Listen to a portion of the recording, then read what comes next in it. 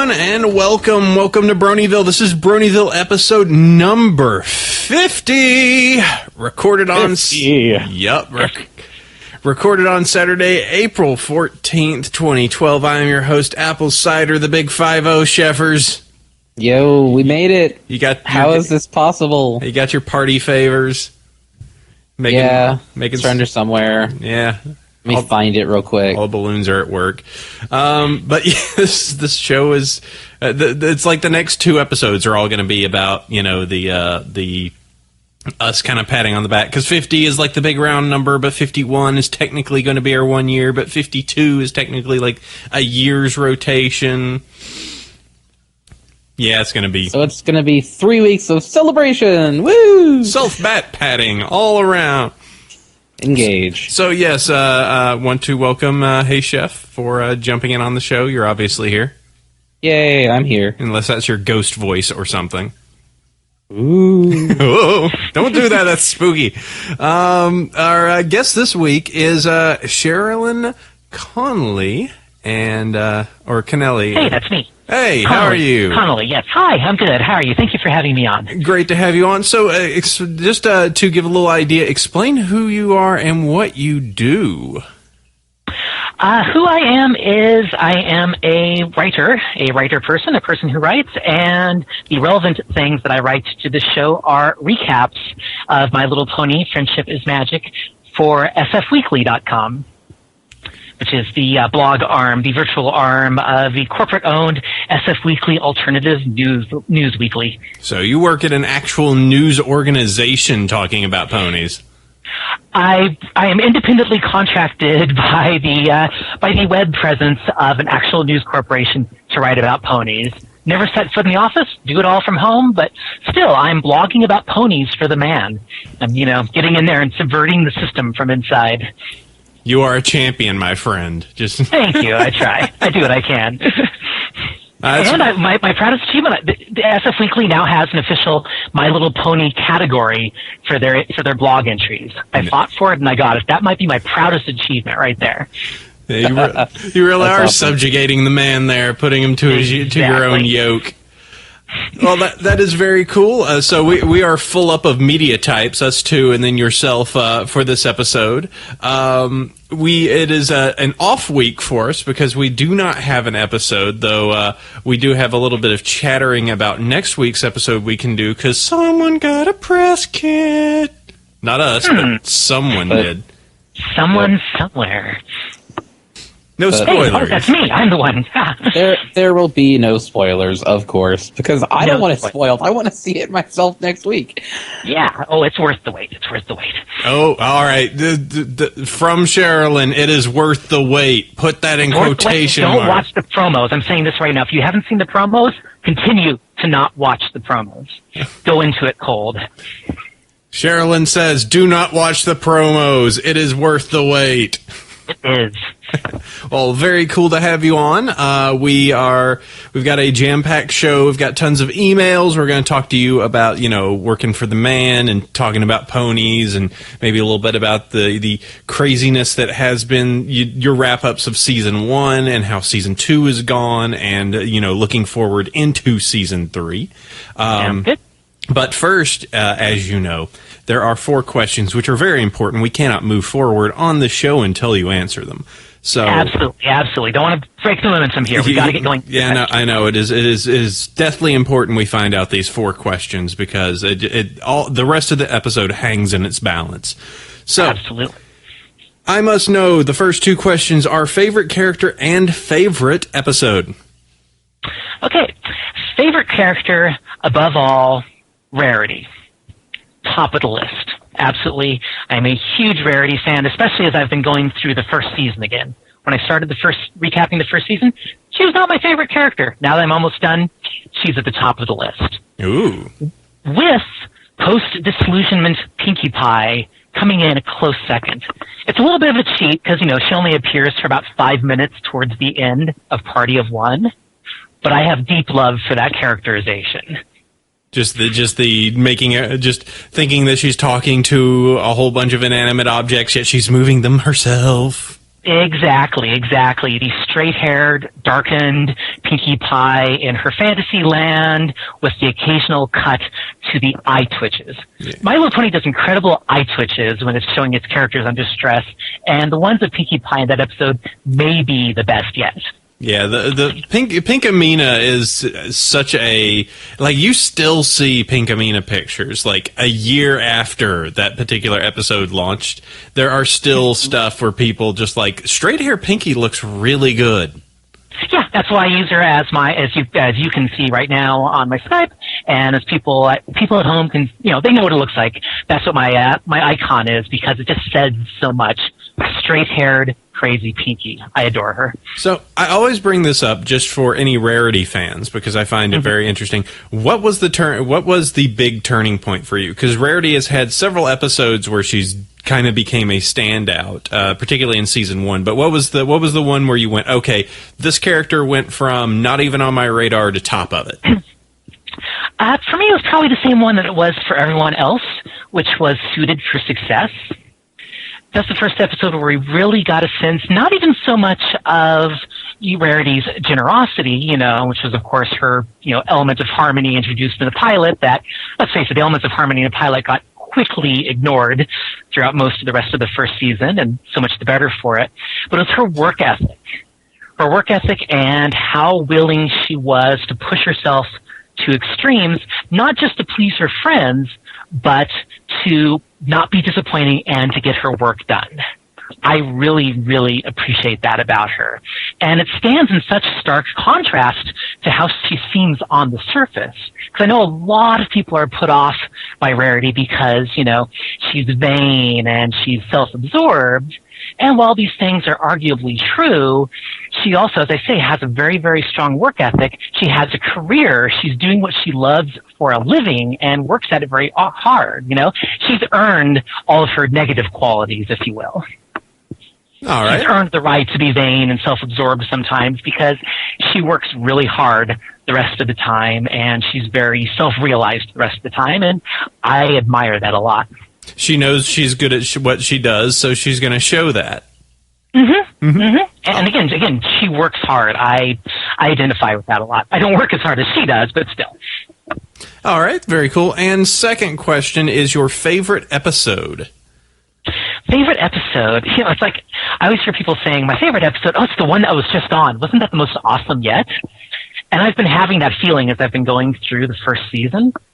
But it's the best night ever, actually. The season finale of the first season is by far my favorite episode because of just the way that all the so many disparate threads that were introduced in the Ticketmaster and brought up again in Suited for Success, for that matter, are all finally pay off in that episode, and pay off in the context of our ponies at some of their darkest moments. Our ponies at their most unhappy point, especially during the Pony Pokey, which I think may be the high point of the first season. All of them come in with just these great expectations of like, this is all the awesome stuff I'm going to do, and it's just like none of them end up coming to fruition. They're just... Exactly. They learn really hard lessons in the hardest way possible about how that dreams don't always happen, which is kind of an awesome lesson for a show which is ostensibly pitched at children.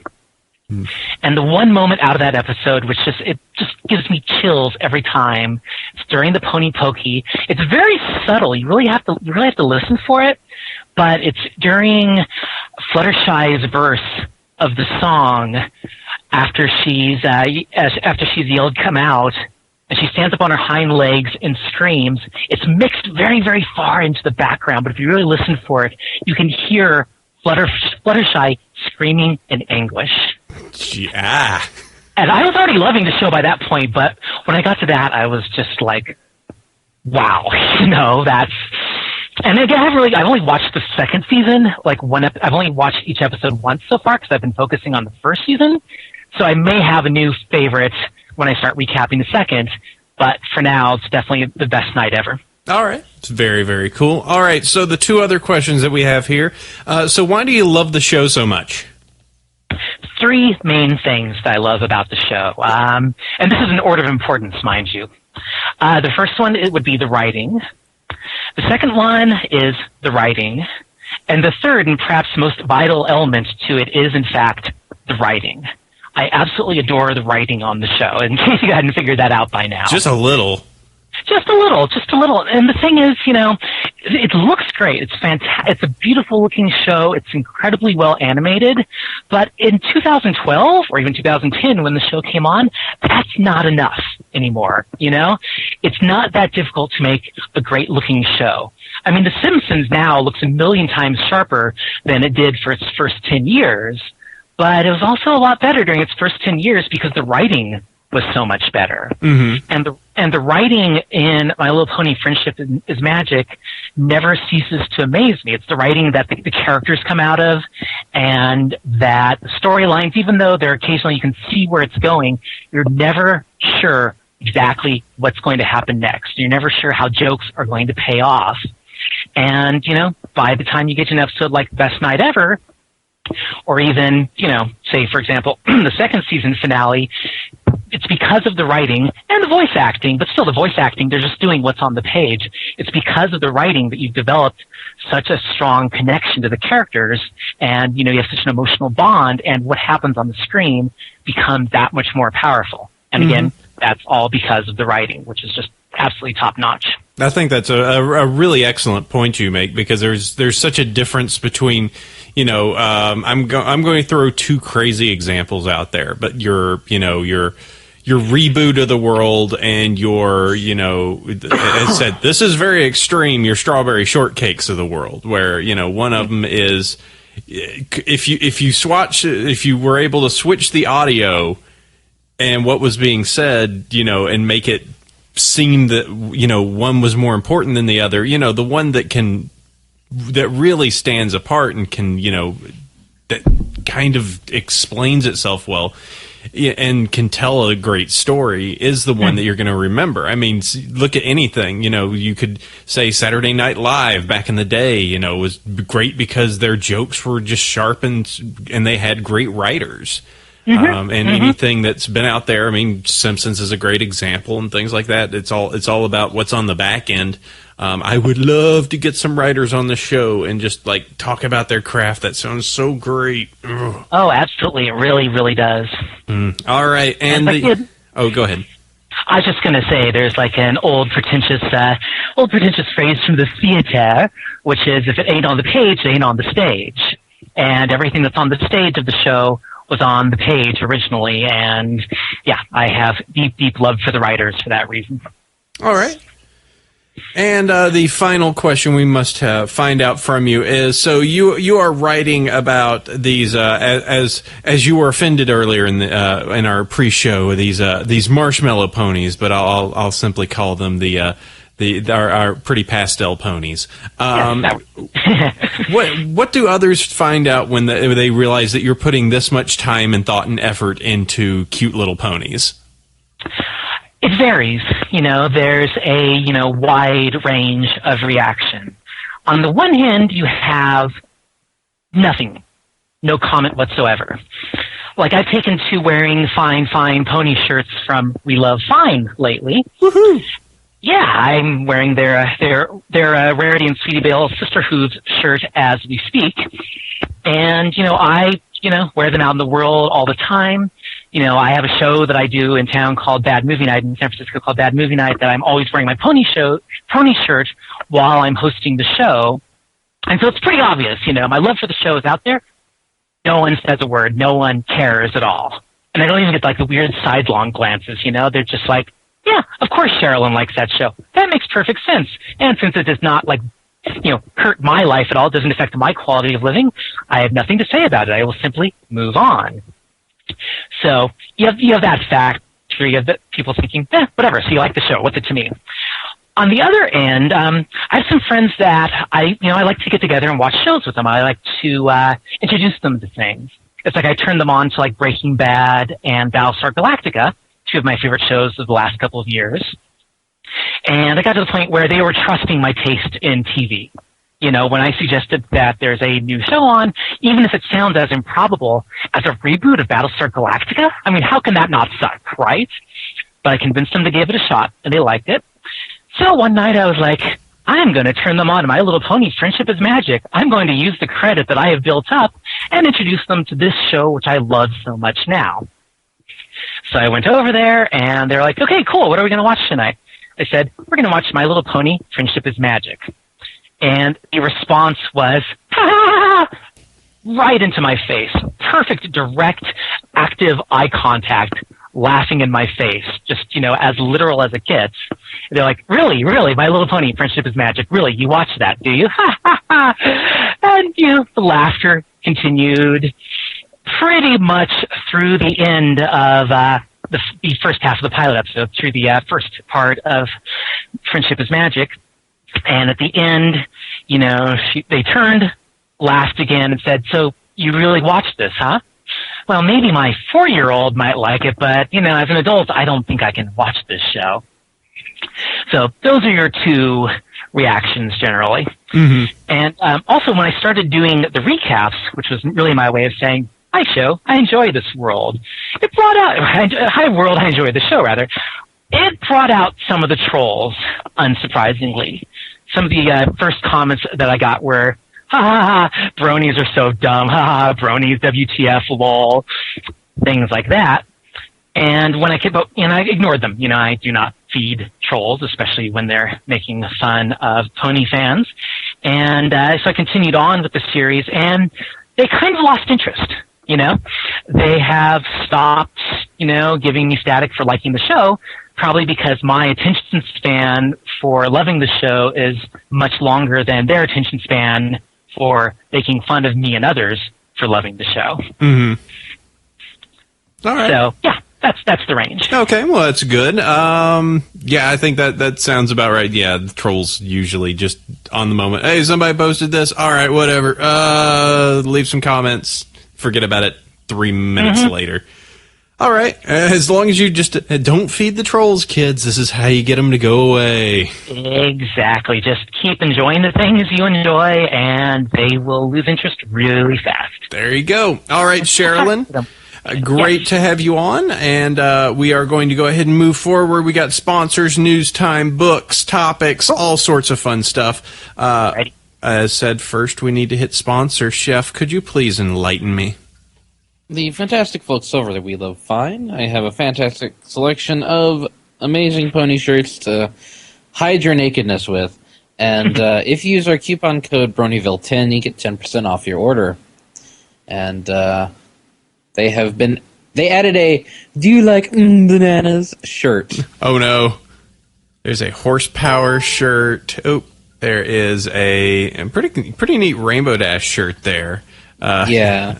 Then there's an apple cider shirt. Oh, of course there is. I mean, Pinkamena X.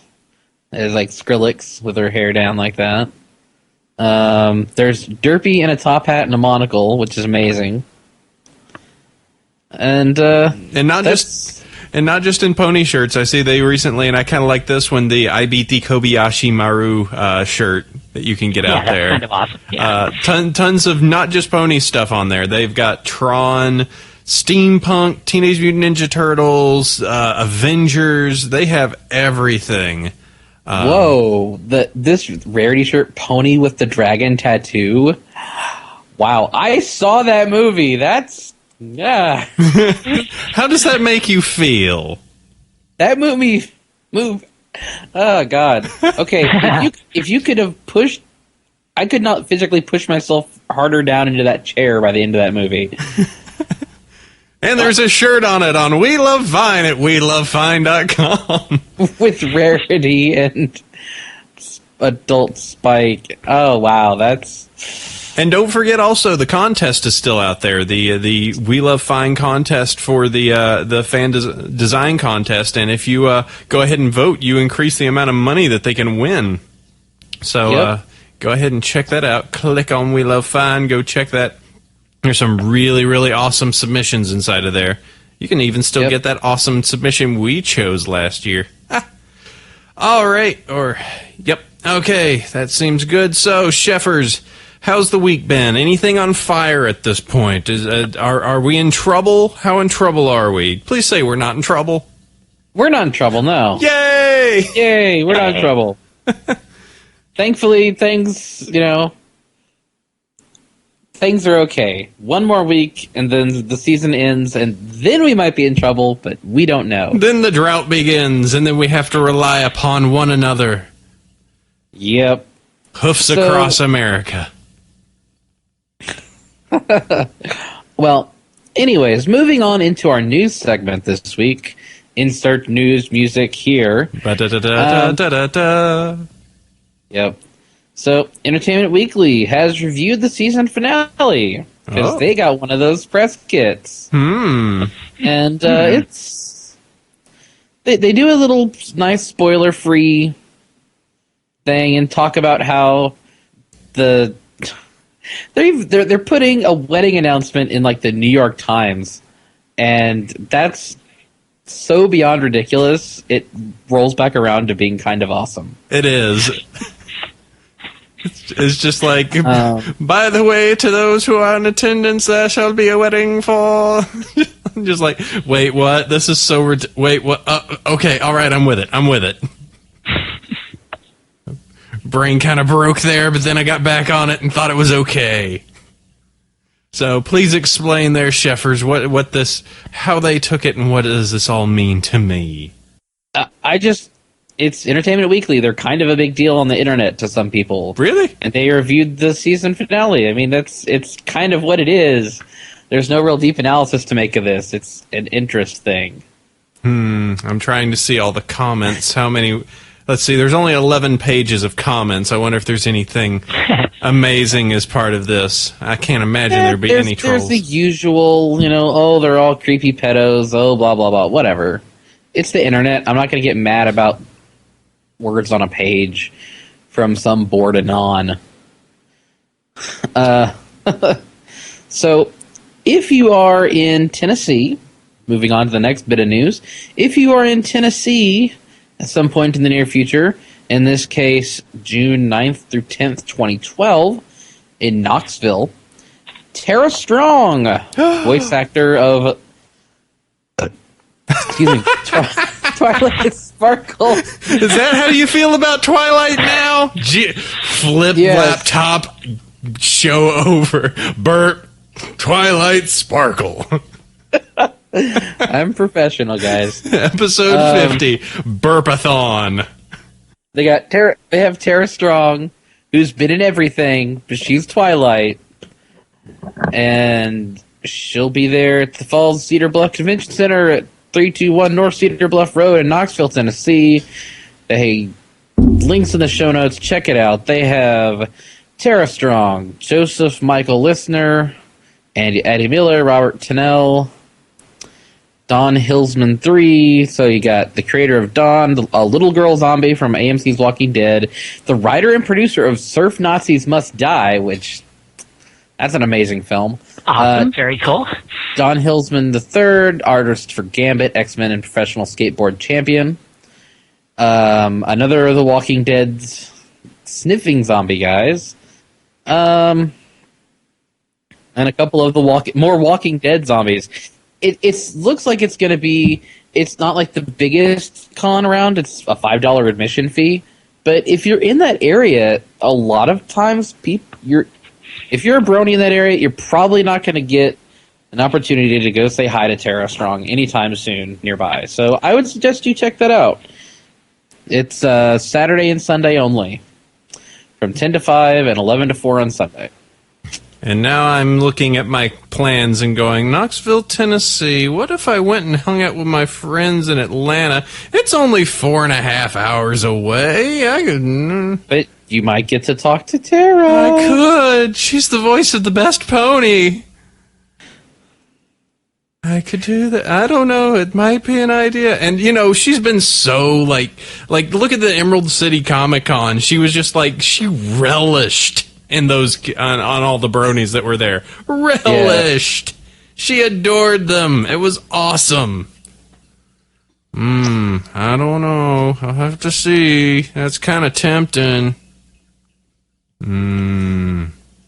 Yeah, that's pretty cool. All right, so good for you Tennesseans, especially the Knoxville crowd. So Knoxville Comic and Anime Con sounds good. Sheffers, what's next? So, and this is something that Sherilyn can collaborate. The crazy season finale press kits that they sent out to apparently everybody in the media, I guess, but not us. Oh, those are gorgeous. They are kind of awesome. I'm not going to lie. It's very, very cool. I am so turbo jelly now. That's kind of... They sunk a lot of money into these, and it's like you're cordially invited to the royal wedding on the hub, and it flips open, and there's like a wedding announcement in both episodes on DVD, on their own DVDs. A celebratory merry good time, one and all. Immediately follow the Kingdom of Camelot. Bridal attire requested.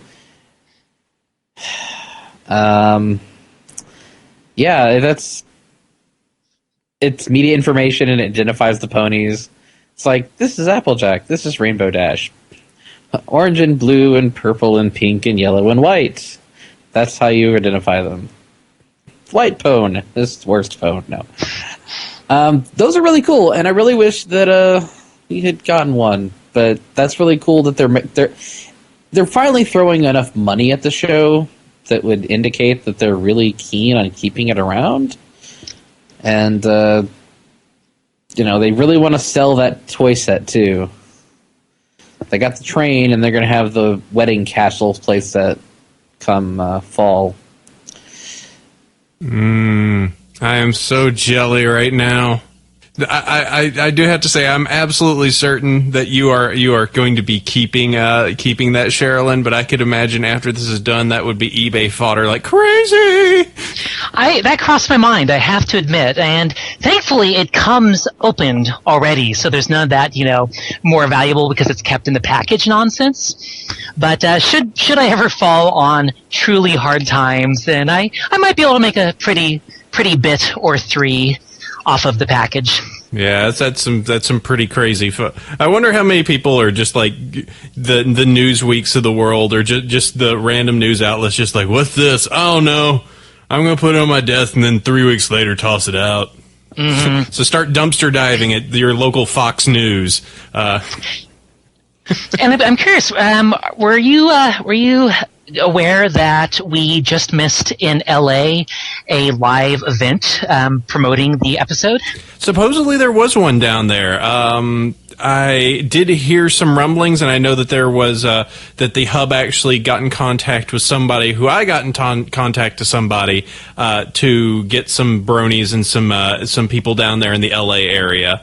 But I don't recall the specific. Chef, do you happen to know, or maybe you know, Sherilyn? I do know, as a matter of fact. Yes. Let's do this.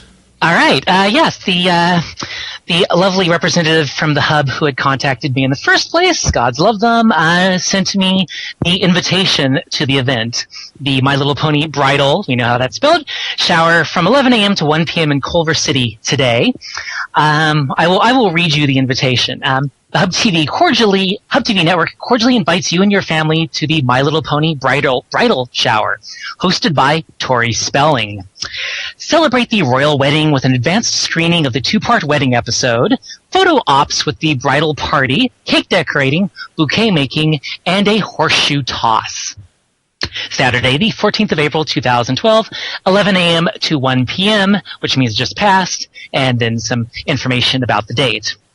And also, apparently, according to the press release that they sent in the kit, Tori Spelling is going to be involved in special wedding interstitial programming during the broadcast of the episode itself. So, regardless of one's possible feelings about Tori Spelling, she has been brought in and is bringing her star power to this event and to this episode. This show is crazy, isn't it? Though it's kind of on the awesomely crazy side. This is nuts wagon right now. This is. I should mention that she is described in the press release as TV actress / author, wedding aficionado -- and mom -- Tori Spelling. Lots of additional dashes in there. Just what else could we? She's a mom. She's a mom. I think it's thrown in there because they want to like reassure parents that yes, this is an event for kids. You know, we have a famous mom here who is endorsing this event, and more importantly, a famous mom who is not anti-vaccination. So she's not one of the crazy famous moms. So it's okay. It's okay for your whole family. Even though they do make some references in the press release to some of us older fans of the show. Mm-hmm. That's true. Like, they refer to it as the beloved series that has become a pop culture phenomenon with a passionate and broad fan following. Mm-hmm. Which is, that's kind of vague. Then further on down the press release, to capitalize on the growing excitement that is swirling around what legions of My Little Pony Friendship is Magic fans are calling, quote, the wedding of the year, unquote. We're calling it that. Yeah, I think we're calling it that. The Hub will launch a robust marketing and publicity effort to reach the audiences of all ages who are captivated by the show. The series, produced primarily for children, has become a sensation across generations.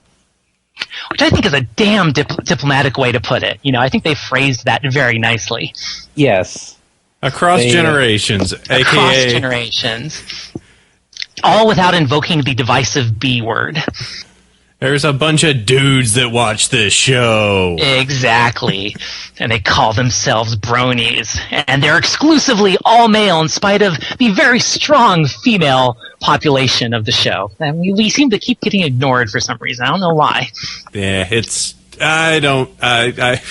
I think they... I know why we're ignored, but yeah. No, it's because they always go towards, what's the most common or the oddest part of a community, Exactly. Yeah. It's like, easier to make fun of if you suggest that it's all just creepy older men without, while ignoring that there's also creepy older women involved. All us creepy people, I think, should be brought into the fold. That's right. Creeps unite. That's right. All right. Well, that's cool, man. Okay. I'm a little jelly. Hub, please. I know you're not listening to me, but if you are, this would be next time you do one of these. NorCal is a beautiful place. Lots of wonderful thing, and I live here, so don't let that be the basis. But it's wonderful, and I'm here. Just saying, and Sherilyn's here too. Just saying. Yes, I will vouch for apple cider. Send apple cider things. Yes, thank you. He's earned things. Send them to him. I'm very reputable. I'll play nice. I'll play ball. Just please, let's play ball. Maybe you could email them. Like, hey. Maybe I could. Then that might be one of the ones they respond to. It might not. It's kind of hit or miss. But I love them. I love the folks at the Hub. Dear Hub, I'm popular on the internet. Can we talk? I want to cash in on my internet fame. Please. Yes, go ahead, Chef. So tons of cool stuff with the press kits. That's super cool. Man, I am so jelly. Maybe they have some more stashed away, or maybe we can find one at Big Lots soon enough. I don't know. Okay, so what else we got? So this one's something of it's a little questionable. Season 3 to have more than 13 episodes. Woohoo! Maybe. Huh? Dun, dun. So right now, Top Draw's website shows that they're doing My Little Pony, whatever, for 13 x 22 minutes, production method Flash, and stuff like that. So we had heard about the 13 episodes quite a while back, but Top Draw is a separate studio from DHX. Huh. So it's like, wait a minute, are they splitting it? Are they just farming all of it out? I don't know. Could it be similar to when they had the studio in the Philippines that was doing half? Yeah.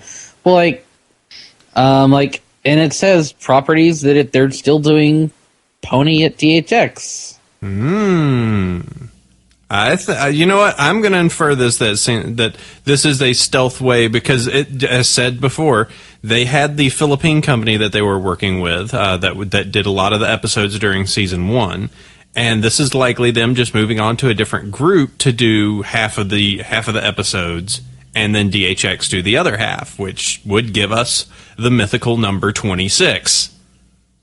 Yeah, one would hope so. But again, we'll have to see. I do think it's kind of funny that they are using the... well, I don't know if this existed before, but they have the big cast photo that was the San Diego Comic-Con poster that everyone was clamoring to get their hands on. And I have. Okay, now I'm jealous. I'll trade. Yes, we're even, obviously, yeah. So maybe there'll be more than 13 episodes, but we're getting at least 13 episodes. So yay, we'll find out during the summer, hopefully. More ponies, yay! Or we'll find out once episode 13 airs, and if there's any more pony after that. No! Don't say it, Chef. That would be terrible. Don't stop believing. Hold on to that feeling. So, yeah, okay, so this next one, okay, I didn't go into the details, but I heard a little bit of this, and now I'm confused. So there was that awesome Derpy figurine, right? Okay, and everyone was all excited, and we were like, oh, that could be a Comic-Con exclusive, and that would be cool because I could send some people down to Comic-Con and grab that for me. And then I heard stuff, a hub saying, that ain't right. Okay, so I'm going to say that Hasbro's official response is that the Derpy fashion size isn't real. Ooh, why you say? Is bunk. Well, first of all, the fact that there was at least 24 of the things, and people have them, and they look and are exact same sizes, basically you have to kind of wonder what random Chinese factory worker is going to go, you know what, I'm going to just pick a different color that we don't normally use, get a cutie mark off the internet, make your eyes look weird because I'm totally going to profit off these by selling them for like $8 a piece on Taobao. I mean, it doesn't make sense for random Chinese individual to have derpy brushables, derpy fashion size ones, unless there was a much larger lot already made. Because that's what Taobao is. It's off the back of the truck. Oh, it fell off the production line stuff. You know, there are more of them out there. And it's a real question is like, is it a scrapped product? Is it something else? Because clearly they're made in the same factory. I don't think that Hasbro's being straight with us. The only thing I will say, and I'll have to find my fashion pony, because I'm looking at my Fluttershy that's over on the table, and the wings are definitely bigger than that one. But as I said, I don't have a fashion style pony around to confirm with. But if you want to find out if there's any demand for it, the official unreleased Derpy Hooves that went on eBay had 30 bids and sold for $229. Shipped out of Japan. Wow. See, I should have just bought them when I saw it on Taobao because it would have been like $42. They're like, no, it's $42. Well, I should have jumped on it when I saw it. But yeah, it's a physical toy. There are people that have them, and we'll see if anything comes of it, or that they were making them and then they ended up scrapping them after the controversy. Ugh. So, anyways, in my opinion, Hasbro is blowing smoke. You think they're out there? The truth is out there. Eventually, what the Derpy's out there. You want to believe in wall-eyed mares. I want to believe. Let me go find that pic. So while we do that, why don't we Books, fanfic time. It's time to talk about some awesome stuff that you can read. Fun episode or fun little read-in bits. I've actually been doing pretty good about just jumping onto my phone late at night, reading a few little chapters of things and finding something that was particularly interesting. I forget if I've referenced this before, but it's a wonderful little series. It's called Reading Rainbow. The basis of this is that through Twilight attempting to use a spell which caused her to read 2 books at one time, of course, something that she would do, she ends up hurting her vision, and she is pretty much blinded for a period of time. And she's in the hospital and can't do anything, and she can't read, which is her number one outlet to get by. So in a really touching effort, Rainbow Dash goes, tell you what, let me read for you, and pulls out some books and just starts reading. And it's great because not only is the story itself kind of touching, but the interaction between Twilight and Rainbow Dash, where they're kind of going back and forth, and Rainbow Dash doesn't know a word, but Twilight helps her. And then the actual story itself is that they're telling is kind of interesting and touching too. So it's like, it's multi-layered. It's not shippy at all. It's friends being friends and telling stories, but it's very emotional, if that makes a lot of sense. It really ties into, I've slagged a lot on Rainbow Dash because, let's be honest, this season she's kind of been a jerk. This is a really, really great thing of showing hey, look, this is her going, all right, Twilight helped me. She got me into reading books. I'm going to help her because right now she's going to be sitting here completely miserable. So here, let me do this. And it's a great story. So I would suggest it. Go over to BronyShow.com. We got it linked there to the in the show notes in the you can just go click on it, Reading Rainbow, in the books, fanfic suggestions part. It is a great little read, and I think you will enjoy it. There's 2 chapters. I'm not sure if it's complete or not, but it is. It's just a fun little thing, a nice little read. I think the first chapter in itself is just great. So go check that out. Schiffers? All right. So last week I mentioned Apple Bloom versus the 18th Amendment. And I was like, it's a pretty good start. I hope it finishes. And hey, it finished this week. Woohoo! So it was a 2-part story, and it works out pretty well, and it has a twist ending. What's a twist? It was all a dream. Cutie Mark Crusader bootleggers, yay. I really liked it. It was cute, quick read. I haven't had a lot of time to read pony fic in the last couple weeks, so it's like, hey, short stories, that's great. The good short ones and good episode fics are really great. I almost want to go back and read Sunny Skies All Day Long because I still love that one. It's just a nice little episode fic. I need to find some more of those. Those are unfortunately in very short supply. So yeah, those are some definitely 2 good ones. Sherilyn has a big nope. She don't read fic. Yeah, I do not follow the fan fiction and very few of the fan videos, for that matter. I appreciate them. I'm glad they exist, but they just hardly ever make it onto my radar. Okay, no biggie. We definitely have gotten that before. So those are our 2 suggestions for the day. So I would suggest go checking those out. And moving on, the topic time. Since a year in, we don't actually have transitions for this. So, topic time. We've got a real news pony with us today.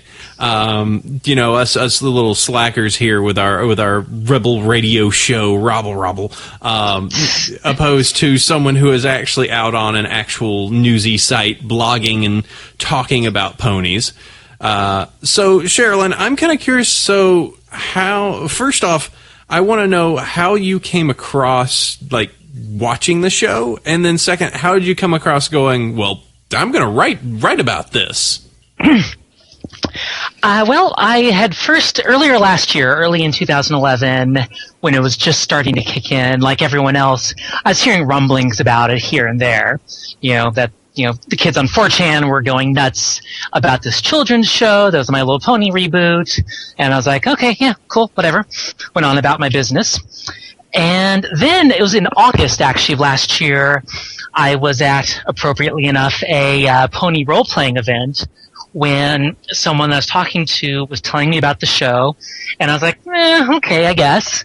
And then they mentioned that it was made by Powerpuff Girls alumni. And after that, I was like, okay, fine, I'll give it a shot. So, like everyone else, I went through that arc of, no way I'm watching a My Little Pony show, to, okay, I'll give it a try, to, oh my god, this is like really, really, really great stuff. And, basically by the Ticketmaster, that was actually when I was hooked. I'm not crazy about the pilot episode, and I've kind of learned not to show the pilot episode to people when I'm trying to get them into the series. It's kind of weak. It's a little on the weak side. It's on the weak side, and it faces the same burdens that so many pilot episodes have, in that though it has to introduce the characters and create the world, at the same time it has to give those elements short shrift because it needs to present a entertaining story, an action-filled story that holds the viewer's interest on the most basic level. And as a result, the characters are just like thin archetypes at best. I tend to think of it a lot like the Star Trek The Next Generation pilot, Encounter at Farpoint. It's nowhere near as clunky as Farpoint looks now, but it's the same thing. It's like, skip that. Maybe even skip the whole first season of Next Gen if you're starting on that show. Yeah. Then go back to it later on. It's a lousy place to start because it does not give you a sense of how great the show would become. Yeah, if Riker doesn't have a beard, stay away. Pretty much. And, you can throw Insurrection into that as well.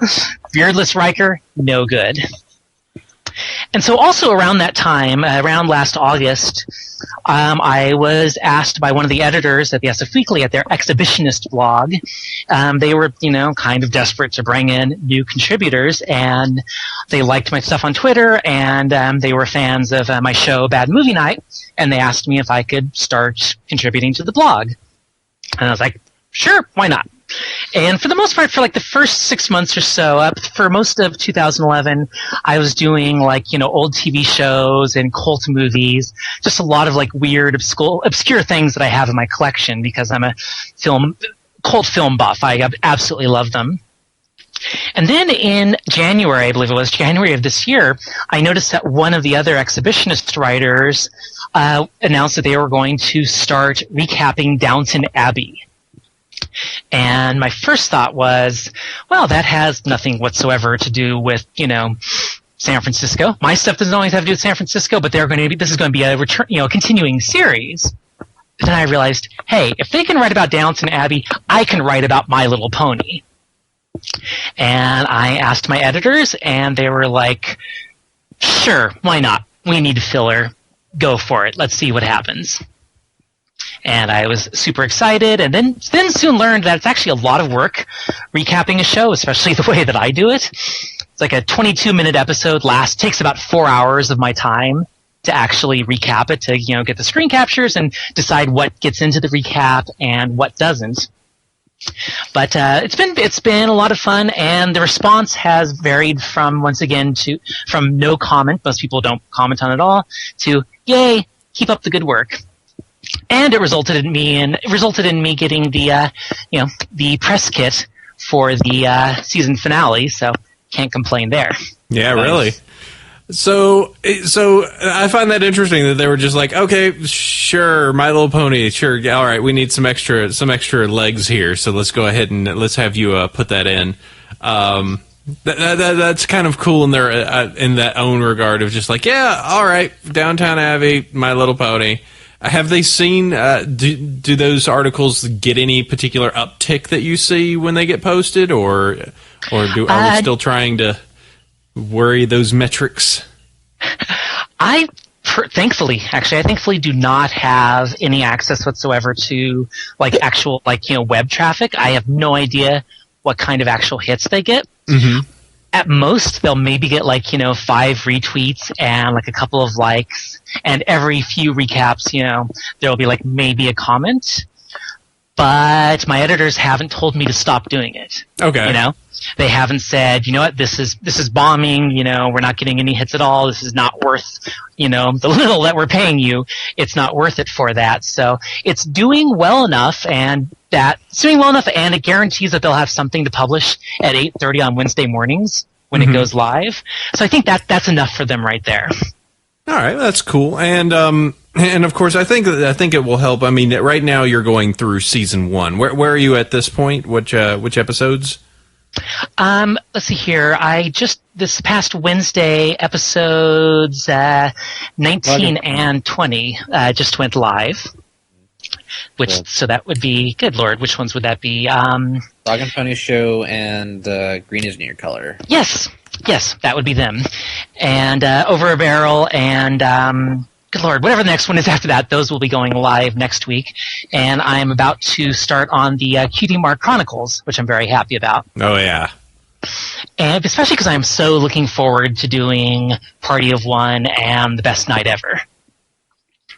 And I'd thought about maybe giving myself a break after that, but I think I'm probably going to just keep on going into the second season, mostly because I'm looking forward to eventually getting to write about the season finale.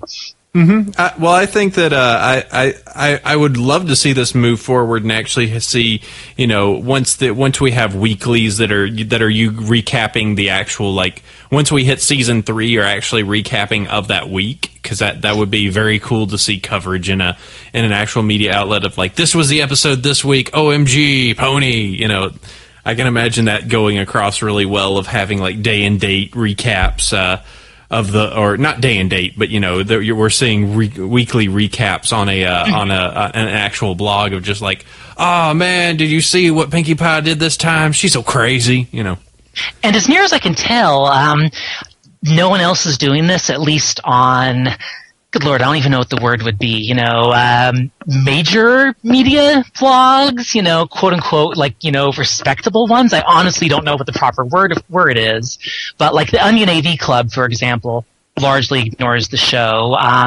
You know, Television is Without Pity doesn't give it any attention. Slate wants nothing to do with it except, you know, haha, bronies are funny, stuff like that. So I think if nothing else, my editors at the Weekly realize that we are one of the few, again, quote, major, you know, media blogs that are covering the show and covering it from a positive point of view. You know, that are not doing it just to make fun of the fans, that actually have a fan on staff who's writing about it. Yeah, and that's the thing. A lot of those other sites, that when they do inevitably post about ponies, it's never anything flattering or nice at all. Mm-hmm. It's just there's the occasional local newspaper that has anything anything Gawker. They're awful. Gawker is awful, and I will say that from here to eternity. Why do they still exist? But anytime they post about bronies or ponies in general, it's always nasty. Exactly. And yeah. A lot of other sites that have posted about it, they're oh, look at these weirdos. How dare they like something? Unironically. Mm-hmm. And even the other recappers on the Weekly, I mean, I love their stuff, but the recaps of, Downton Abbey and some reality shows that they do and Alcatraz, they're mostly doing it from the point of view of, OMG, these shows are so ridiculous, let's laugh at how silly they are. Which is fine, but I can't really put that kind of weekly effort into it. You know, I can only really devote that much time and energy on a regular basis to something I genuinely enjoy. You know, it's I thought I might be snarky at first with the show when I started doing it. Then I was that's actually kind of boring.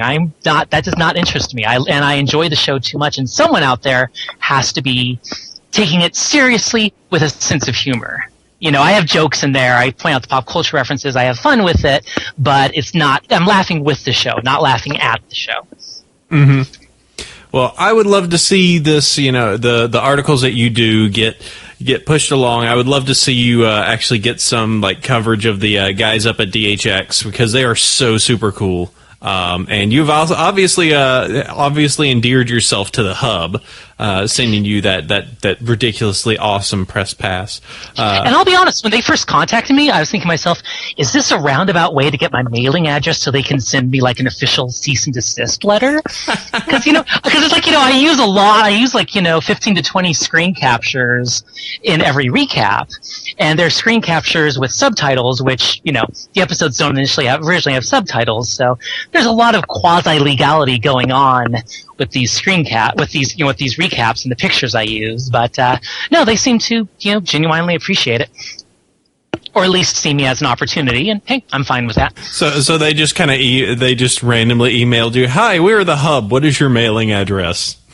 In so many words, yeah. They've just said right out, we'd like to thank you for your recaps. Thank you for the love that you give the show. We hope you keep it up. And do you want a screener? I'm not going to write about. I told them I'm not going to be able to write about the episode. Because I know the point of these screeners is they want the people to then, say, hey, I watched this episode. It's awesome. You should watch it on, April 21st at 10 a.m. I told them I'm not going to do that. But if you still want to send me a screener, go ahead. And they sent it to me anyway. But I think by being on the show, you technically just did that. Good Lord, they are playing a long game, aren't they? Wow. I am a tool of the Hub. Oh, my Lord. You have successfully done exactly what they want, since this will be released on the Wednesday before the release. Dun, dun, dun. Oh, I just edged a little closer to Harry Knowles' status, didn't I? And this is painful. And then suddenly, Inception. Roll credits. So yes, very cool on that. So I will admit to being a little jealous, and but I hope that more awesome stuff. Where can every pony here will actually go and check out the your writings and give you good love, and if there's any way to subscribe, that would be cool too. Well, I am very Googleable. So if you just Google my name, Sherilyn Connelly, or just go straight to my website, SherilynConnelly.com, there are links to everything there. Or if you want to go directly to the recaps, again, just Google Sherilyn Connelly, My Little Pony, and it should be right up there at the top. If people like them, please, by all means, leave likes and comments. I require validation from strangers to show my editors that there's something good going on here. Don't we all love validation? Yes, we do. I'm honest about it, at least, by God. All right, well, very cool. So go check out Sherilyn's stuff. It's great, and she will very much appreciate the traffic. And leave some love on her most recent post. And I hope that you get some contact over at DHX, because, as said, we have interviewed several of the members over there, and they are all super cool. They are all amazing to deal with. Jason is quite possibly the most gracious person for this attention I have ever met. He is ridiculous. He's just I've been thinking about doing a season 1 wrap up when I actually finish with the episodes, doing like a one-off article looking back at the seasons. So maybe I'll see if I can't get in touch with them for that. Oh yeah, I would if you could email or do something. I'm sure it would be very, very cool, because they are a great team up there, and I can't illustrate how much I love our pony overlords. So All right, well, cool on that. We have no episode for an episode discussion this week, but a good thing that's going on is that since we do have Sherilyn here, we have season 1, which you are putting in the bag as we speak right now. Mm-hmm. We have season 2 that we are so close to being at the end, and of which one of us has actually seen the end of. I was about to say, season 2, that's old news. It's done. It's past. Been there, done that. Come on, I've watched that on loop like 4 times. Jeez. And then there's, the upcoming question mark number of episodes coming in season 3. So I'm kind of interested to kind of take take a look back at this point and look at how do we feel season 1 has progressed moving into season 2, and then what new things and what kind of changes would we like to see coming into season 3. So I think we should probably start with Sherilyn, do it canonically, What do you feel as you have progressed moving through season 1? I've noticed as I've gone through that quite possibly my least favorite device of the show, which is the episode ending Letters to Princess Celestia. I've never been a fan of. In my recaps, I call it the shoehorn because it always feels like they're really just sort of forcing it in there because it's a requirement for children's television to have a moral in there somewhere. And I noticed that as the season has progressed, as the first season progressed, it became less important to the show. They sort of shrugged it off more and more. If nothing else, you didn't hear it as a voiceover. It would just be Twilight talking to the other pony and saying, "This is going to, tell me what happened to you. This is going to make an awesome letter," without us actually hearing the letter. And of course, I know that I remember in the second season, it was expanded to all of the ponies writing the letters, and even Spike occasionally writing the letters. And I'm kind of hoping that season 3 finds a way to almost to do, if not do away with it, just find some new direction for it. What that direction would be, I don't know. I'm not a good enough writer for that, but I know that they are. Yeah, the first season, and I attribute to this being that the episodes include so little Twilight Sparkle, who is best pony. But it was kind of after the lesson 0, where it was just like, no, you should all write letters. Just do that, and write when you need to. Was a really ingenious device to make it so that every episode didn't have to end with, "Oh shoot, we learned something. Where's Twilight?" Mm-hmm. Yeah, sometimes she shows up in the last 5 minutes and somehow understands everything that's happened that she didn't witness. It's like, so what happened with the Cutie Mark Crusaders? I don't know. All right, I'll write something. "Dear Celestia, these kids learned stuff." Shoot that to her, Spike. I don't get it. Kids learn some stuff, as they should, because they're kids. They did the You need to learn things. So yeah, I think that definitely has happened. I don't know if we'll see something to the extent of that expanded even further, and we're seeing backgrounders starting to put in episodes where we get one-offs of it would be akin to your Yankee Doodle Donkey. It would be akin to him actually being like, "And I shouldn't have been such a jerk. Yankee Doodle Donkey," just like all of a sudden, all of Equestria is now sending letters to Celestia, and she's just like, "I made a bad idea."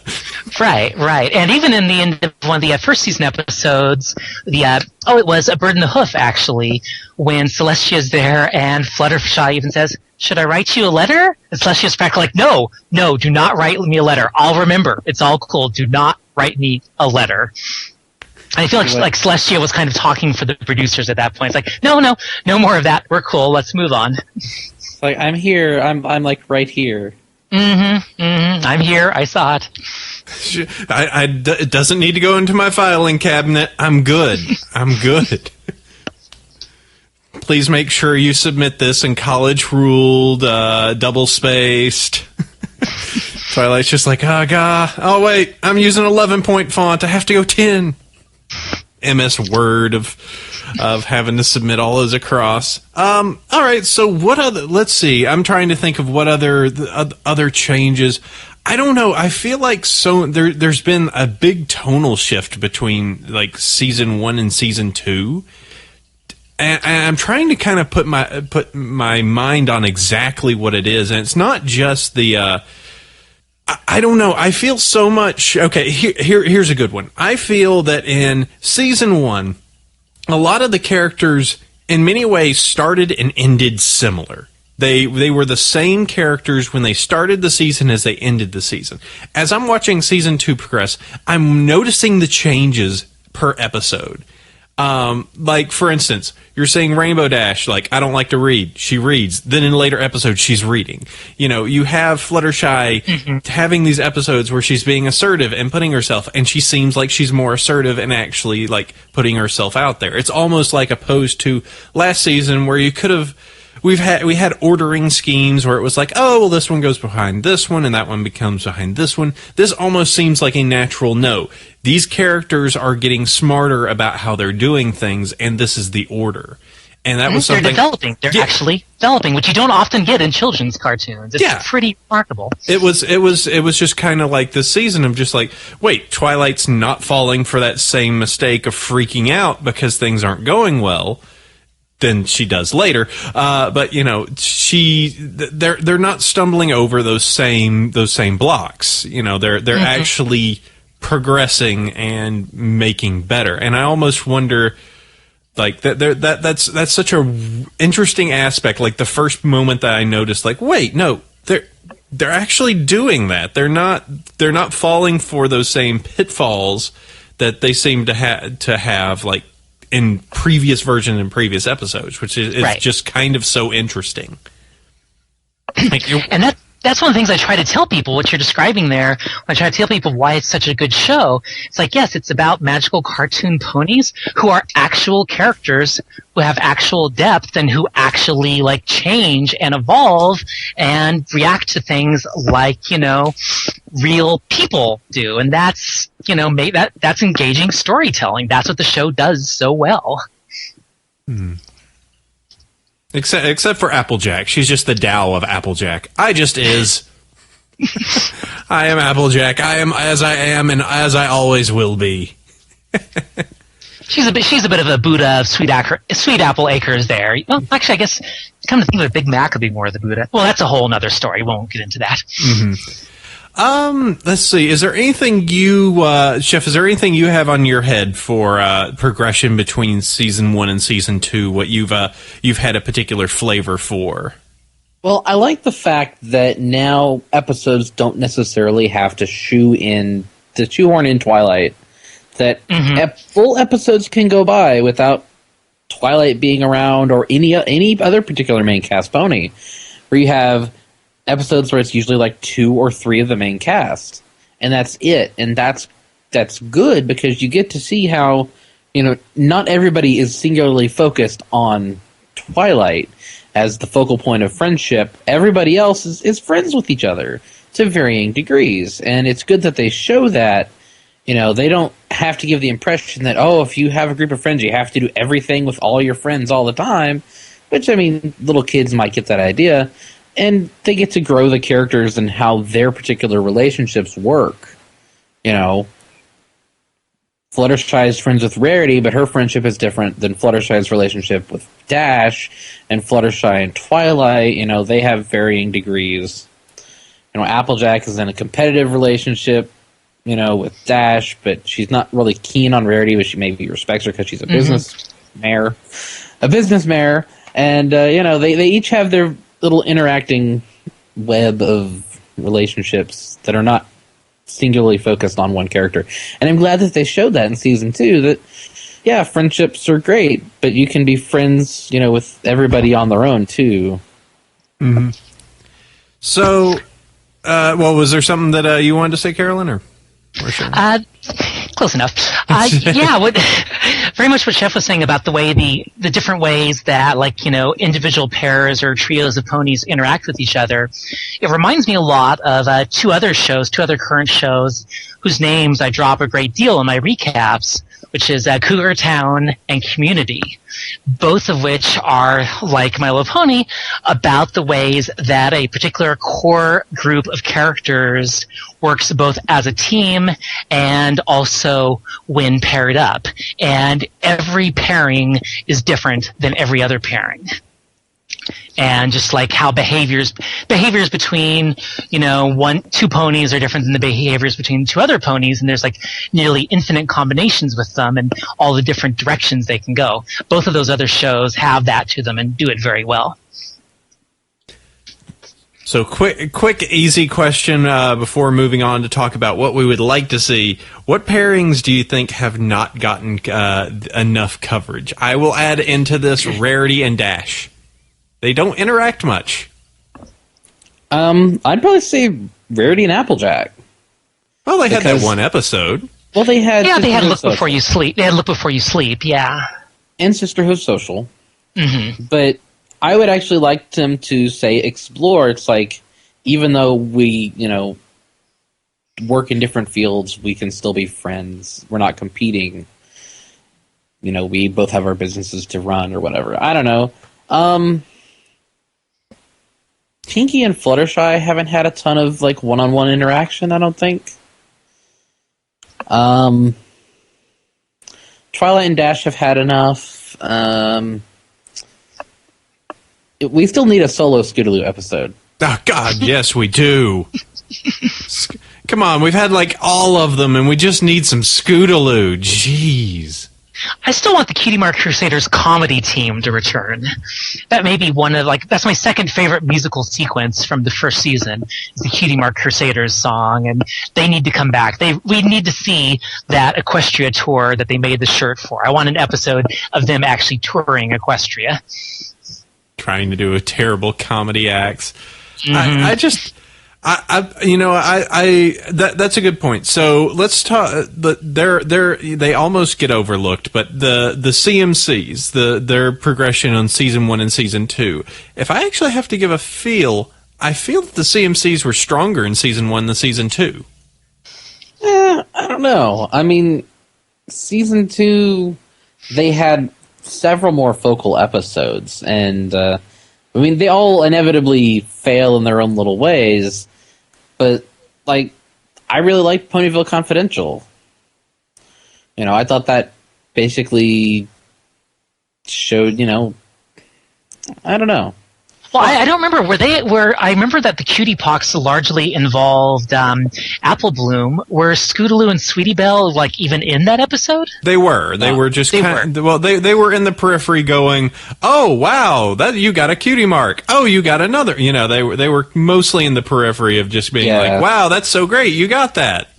Yeah, that was an Apple Bloom episode, definitely. Yeah, and Family Appreciation Day, for that matter, was largely Apple Bloom, and not even really having to do somewhat with her Cutie Mark, but largely, of course, with her relationship with Granny Smith. I'm stating to the point that the Ponyville Confidential, is a good episode in that, but I mean, you had Cutie Mark Chronicles, which we all could probably put, probably within our top 5 because it's just such a great episode.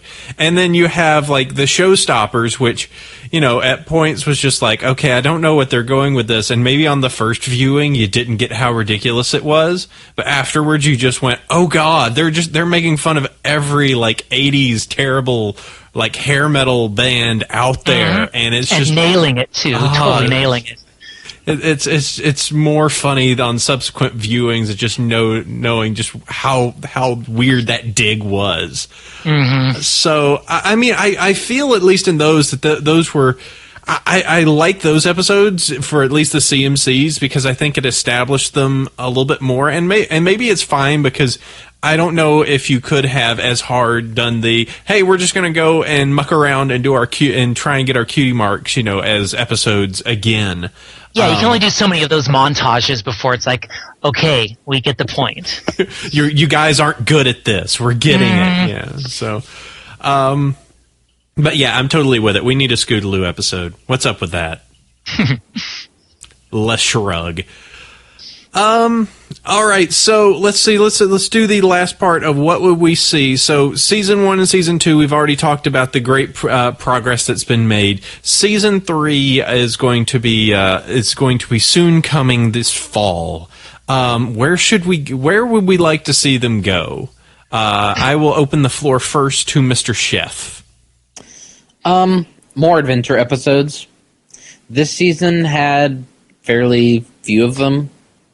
There was Spike's episode. I wouldn't say... I mean, Dash's pet episode, May the Best Pet Win, was kind of an adventure episode, but only really featuring her, because it had the, Ghastly Gorge bit.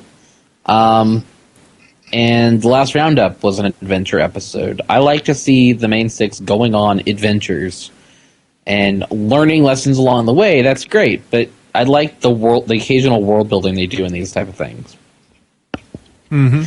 Clear, they mention all these other cities.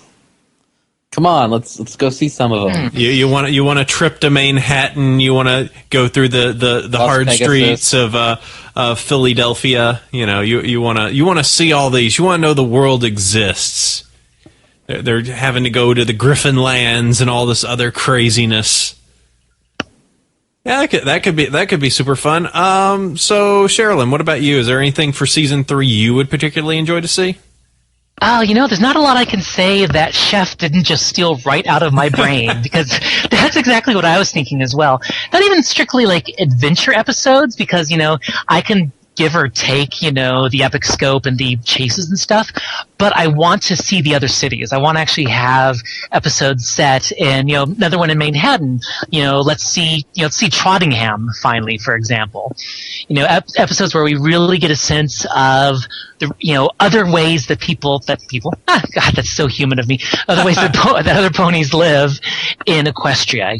Just expand the world more, and not be afraid to move beyond Ponyville. Ponyville's good, but there's a whole big magical land out there. Definitely, let's explore some more of it, and maybe not be afraid to occasionally have a bummer ending. Add a bad end inside of there. Just be like, I'm sorry, you can't help. Wah, wah. Basically, yeah, it's like take a risk and see what happens when an episode ends on a down note. I mean, I don't mean like a death or anything like that, but having things not work out the best for everyone, which kind of the Best Night Ever did, because they basically learned that sometimes life sucks, but at least you have your friends. Mm-hmm. But still, at the end of that episode, all of their dreams were dashed. That's awesome. So basically, I want to see more ponies with their dreams dashed. Oh, you want to have more Rainbow Dash curled up at the Young Flyer competition, just unsure of herself, and then cut to black. Rainbow Dash in particular, yes, yeah. If every episode could end with Rainbow Dash, just in an anxious ball, that would be perfect. Ah, Sherilyn, you're a pony of my own heart. What can I say? She's a nozzle sometimes. I love her, but she's a nozzle, and it's nice to see her taken down a peg. Chef, your rebuttal? Or your sad whimper in the background? There you go. That's good. I'm sad. See, it's working already. I need to keep Sherilyn around more often. She's fun. Thank you. Thank you very much. Yeah, season 3... I think the adventure episodes is a great idea. Kind of in the same vein as you, the two-parters are such fun. And I kind of agree that the first two-parter, the Discord episodes, that's along the same lines. That ends pretty all of your friends hate you and don't want to deal with you anymore. Mm-hmm, it's oh, wait, what? That's a rather dark episode for a kid. Just hey, let's pop in this episode and watch one of these My Little oh. Yee. But yeah, I think the two-parters are always great. I almost wonder what would happen if they went and did a legendary 3-parter or something. I doubt that would ever happen, but that 1, 2, 3 acts. Do a 90-minute OVA. Oh god! Oh, it sounds so good. Please. Yeah, I mean. I have already, season 1, season 2, I think they nailed exactly what I wanted, because I wanted to see the characters have more depth. I wanted them to learn. I wanted them to be intelligent, because they were there. They just never seemed to actually get their own lessons. And it's this season they did that. And that was great, because it was wow, we actually are, these characters are learning along with us. They're not just saying, hey, this is what I learned, send a note, next episode. So I thought that's been so great this season. So I mean, kind of what you were saying there, Sherilyn, is just that the writing staff is so top notch on this, and that the fact that they're doing it sequential and just kind of making sure that those get added in, it did so good. So yeah, the show is exactly as serialized as it needs to be. An autumn episode can follow a winter episode, 2 episodes later, but that's okay. So long as the story is there. Yeah, so the backdrop doesn't matter so much as what's happening with the characters. It's Battlestar. It's Battlestar Equestria. So exactly. Or or for that matter, it's the show has potential to, and is in its own way, to be very, I hesitate using this word, but Whedon-esque. Buffy and Angel were, both excelled at dark, happy endings. Mm-hmm. And I really believe that the show has that potential without being too dark or too alienating for, the younger viewers. So wait, Sherilyn, are you trying to tell us that Joss Whedon is in on season 3? I'm just going to see that out there because that would... If you would like to quote me as saying that Apple Cider said that, then yes, go right ahead. ... Joss Whedon, ... My Little Pony. Exactly. But yeah, speaking of someone who's my favorite season of Buffy was the 6th season because of the paces that it put the characters through. I'm not saying we need to get that dark with the main 6, but challenge them more. I love the episodes where they're pushed to their emotional extremes and they get the serious eye twitching going on, when they really believe bad things are happening. Mm-hmm. So torture the ponies is what I'm saying. 50th episode is getting dark. Oh, and one other thing I want to throw in there for the 3rd season, a full-on musical episode, like start to finish. I really believe that they have that in them and that they could pull it off. No dialogue, just full-on rock opera all the way through. I could just imagine somewhere Daniel Ingram's just going, ooh. Someone just sent I have to make how many? 22 minutes? Oh, God. That would be pretty amazing, though. I think the show can do it. I think they have the potential. You'd have to have to have its own plot and the different tones to it. Oh, that'd be so good. Wouldn't it? Oh, yeah. Sounds kind of awesome, doesn't it? I could imagine people on YouTube doing complete Bohemian Rhapsodies of it, just finding all their friends and do. Oh, it's such a good idea. Oh, God. Yeah. I'm not saying it's going to happen. I'm just saying, God, I hope it happens. Sherilyn ... musical episode ... My Little Pony. Will happen ... So yes, that is. Get that on Twitter right now. So yeah, you won't get in any trouble. So, I think that's pretty good. There is so much pony to come. We have to just weather through this summer. Hold together, thou ponies. And we can definitely have fun coming up in the season 3. But first, we got to go see that thing that Sherilyn's already seen next week. So. Seen it, Sorry. Old news. All right, well, I think that takes care of our episode discussion. So, Chef, we need to talk about some email. How can they reach us? I'm completely at a loss for how anyone can send emails to us. Yeah, it's kind of crazy. You can email us at bronyville@gmail.com. We read all the emails. We just can't put them all in the show because we get a lot of them. You send about 50 of them. We have to choose only about 5 or 6. So make them good. Make them short if you can, because big emails are hard to put in this. Try and keep them, appropriate. Let's see. I'll go ahead and start first. Sheffers will get second. Sherilyn, if you could get thirdsies, I've highlighted it for you. Can do. All right, I'll go ahead and start this off. Hello, every pony. Recently on the show, you had a ladies episode in which Starry and the others suggested some male bronies start reading non-MLP horse stories. As a little kid, I always loved horse stories, but I wasn't really allowed to express my interest because they were always seen as girly. Anyways, I love the idea of knights mounted on giant steeds or cowboys and their horses.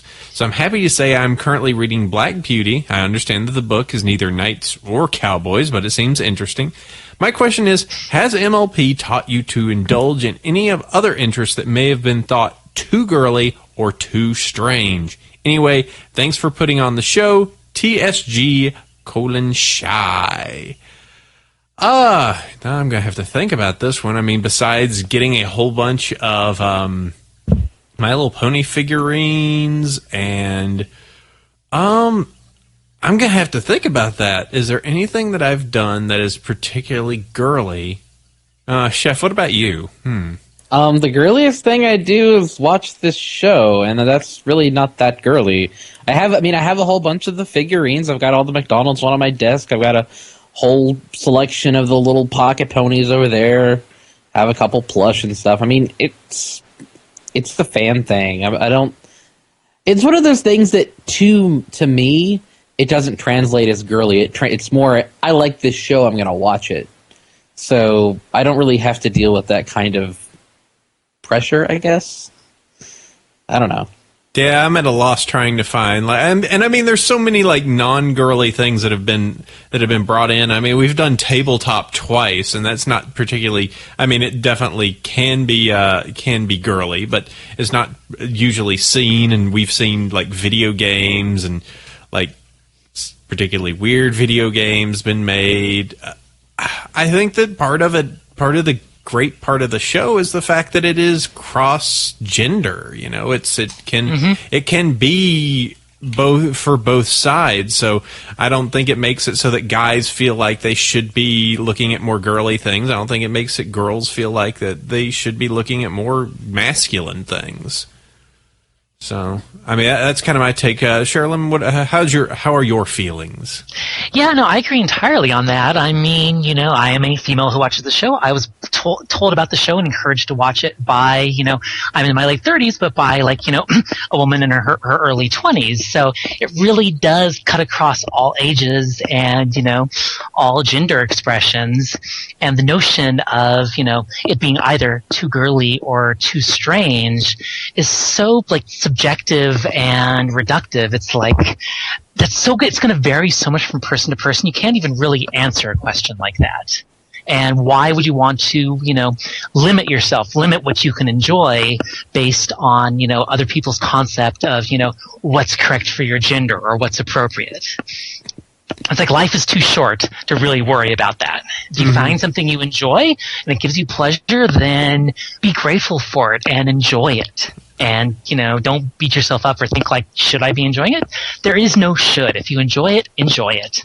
I mean, if the show was painfully, and we're talking painfully feminine, right. You know, like so many other shows out there, I think it wouldn't, you know, and that goes back into the kind of the writing bit, but, you know, it wouldn't have as much of appeal because it would turn a lot of us off. It would turn a lot of women off too. Actually, yeah. It's not just boys. I assure you. It's just the it's just the entire point of these are dynamic characters, and because of that, even though it is a cast of females, you know, they're confident enough in their stuff and in themselves, and that, you know, it can, so what if it's a whole bunch of, if it's something that's supposed to be feminine, if it's good enough, you know, it can aspire beyond that. Powerpuff Girls had a whole bunch of little girls, but they were, you know, interesting enough and did their own things that it survived beyond that, and guys could enjoy it. You know, it's there's plenty of room for, you know, if something is good enough, that there's no reason that there should be some sort of, ew, that's for girls. So yeah, and I'd throw Cougar Town in there as well. It has perhaps the most off-putting title of any show this side of My Little Pony, Friendship is Magic, and it's centered around like an older female character and her life, and there is nothing that's like girls only about it. You know, anyone who just enjoys, you know, really good, funny writing and excellent characterizations will enjoy the show. Period. That is an unfortunate name. It really is, and they've tried to change it, too. The producers have tried to change it, but the network won't let them. That hurts. Because, yeah, just it has that connotation with it of just like, I'm going to watch a whole bunch of cougars. Yeah, and believe me, the producers know it, and they're not crazy about it. They wish they could change it, but they can't. Ouch. All right, Sheffers, want to grab that next one? All right, 1 second.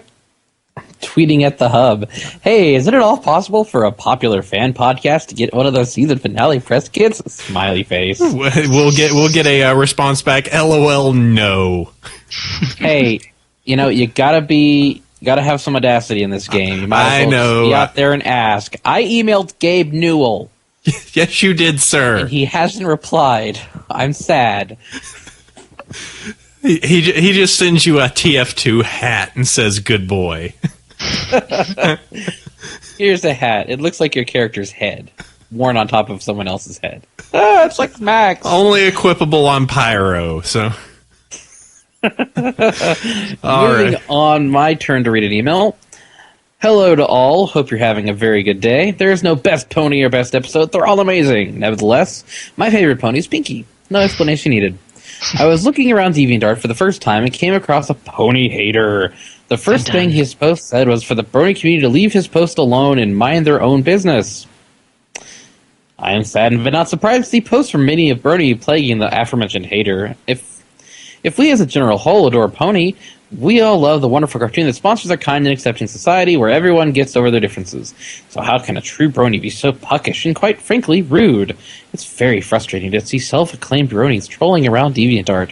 They're being mean and cruel to people who obviously just want to avoid jumping on the premature proverbial bandwagon, or just really don't like the show, which is its own form of crazy. I always make a point to avoid saying anything to pony haters about MLP. By being mean, I become a Brony and a hater at the same time. Do you think Brony should just accept that there will be haters at MLP? Lastly, I'm out of order on my episodes, but was Hurricane Fluttershy a farewell episode to Derpy? She showed up so much. Sorry if I know you're all worn out for the Derpy. Smile, thanks for your time. Quirky Quill, the self-named nerd pony. So, you know on the internet when you're like, man, I really hate this thing, and if you like this show, don't comment on it? You know what that attracts? What does that attract, AC? Bad things? Well, yes, but it attracts the people that like the show. Oh. That are like, no, you! It's DeviantArt.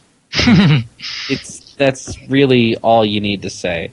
Yeah, I mean, yeah, it is one of those things of just like, meh, I don't like this thing, and people that are in it, and I mean, it's just like when you find an all right, go on to Steam and look for anti-Brony group. I'm sure you will find one. Go on to any service and look for an anti-Brony group. I'm sure there's one on Facebook. I'm sure there's one everywhere. There's several on DeviantArt. Guess what? People like things. People don't like things. It's okay to not like things. It's okay. Just don't be a dick about it. Mm-hmm. Hey, that's like a song. That sounds like a little internet meme song, doesn't it? Yes. I know, right? Go ahead. But yeah, that's just my 2 cents on that. I think though that the whole love intolerance as an idea doesn't mean being a doormat when jerks are jerks to you. I mean, seeking out people to be jerks about that they don't like Pony and you're going to tell them they're wrong, that's really not your place. If they're going to not like something, giving them negative attention only makes them do it more. Mm-hmm. I mean, if let them have their temper tantrums or whatever on their own and just be like, whatever. Somebody doesn't like ponies. Well, there's a lot of people that do. Yeah, it's just, as it was said, feeding the trolls, and, don't give them any attention. The worst thing you can do on somebody's, meh, I don't like ponies YouTube video is say, meh, you're dumb. So, that's, it just ends up feeding that whole thing. I will take us into the Wayback Machine real quick. Add some noises here. There was a period of time where, so Pokemon just started. So this is when many of you weren't even born. Dig. Honestly, Pokemon's been around a really long time. Mm-hmm. So and did it.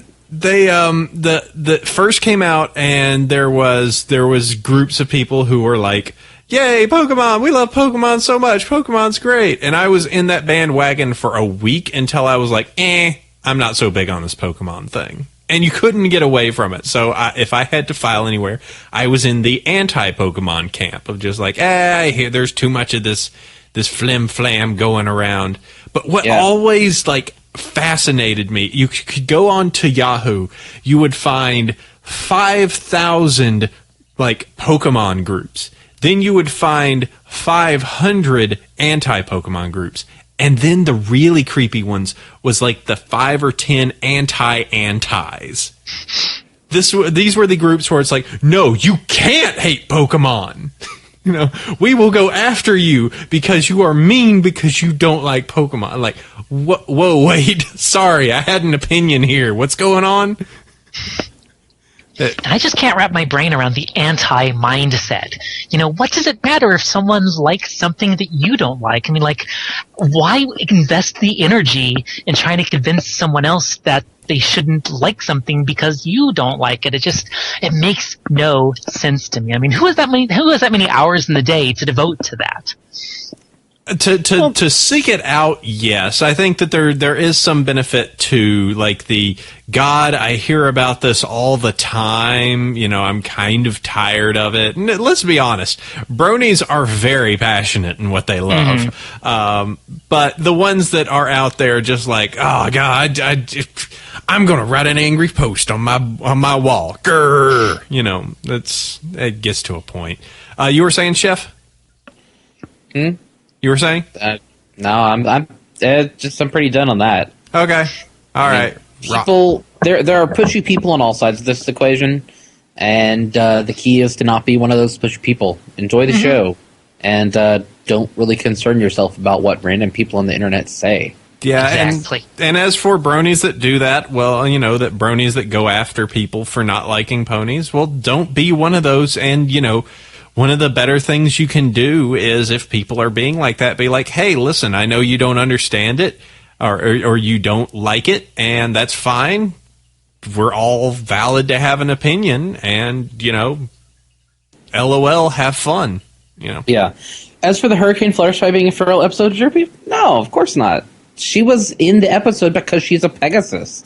She was in every single crowd scene, and she is a useful member of the Pegasus Society within Ponyville. Mm-hmm. And these are made sequentially. I mean, after everything that happened, it is not completely just weird that she's in there. That was probably in production, and that character was added in, and they were still animating it even while the Derpocalypse happened. So yeah. Well, I mean, this is tiny metal fire. It's a little spoiler. Was she in the finale? Did you see Derpy in the background of the season finale, either episode? Yes or no? See, I have to qualify that answer because the screener is not actually the completed episode. It does not actually have all the final effects, and in at least one crowd shot, they hadn't actually added in all the ponies. They're just these little different colored dots, placeholders for the eventual ponies. Interesting. Oh. Yeah. And that said, I did not notice. Mind you, it was also really lo-fi screener as well. It was even a little below standard def. It was a little pixely. But even with that, I did not see Derpy. That does not mean she's not in it. Well, yeah, go ahead. She was in a couple of preview trailers as in the background.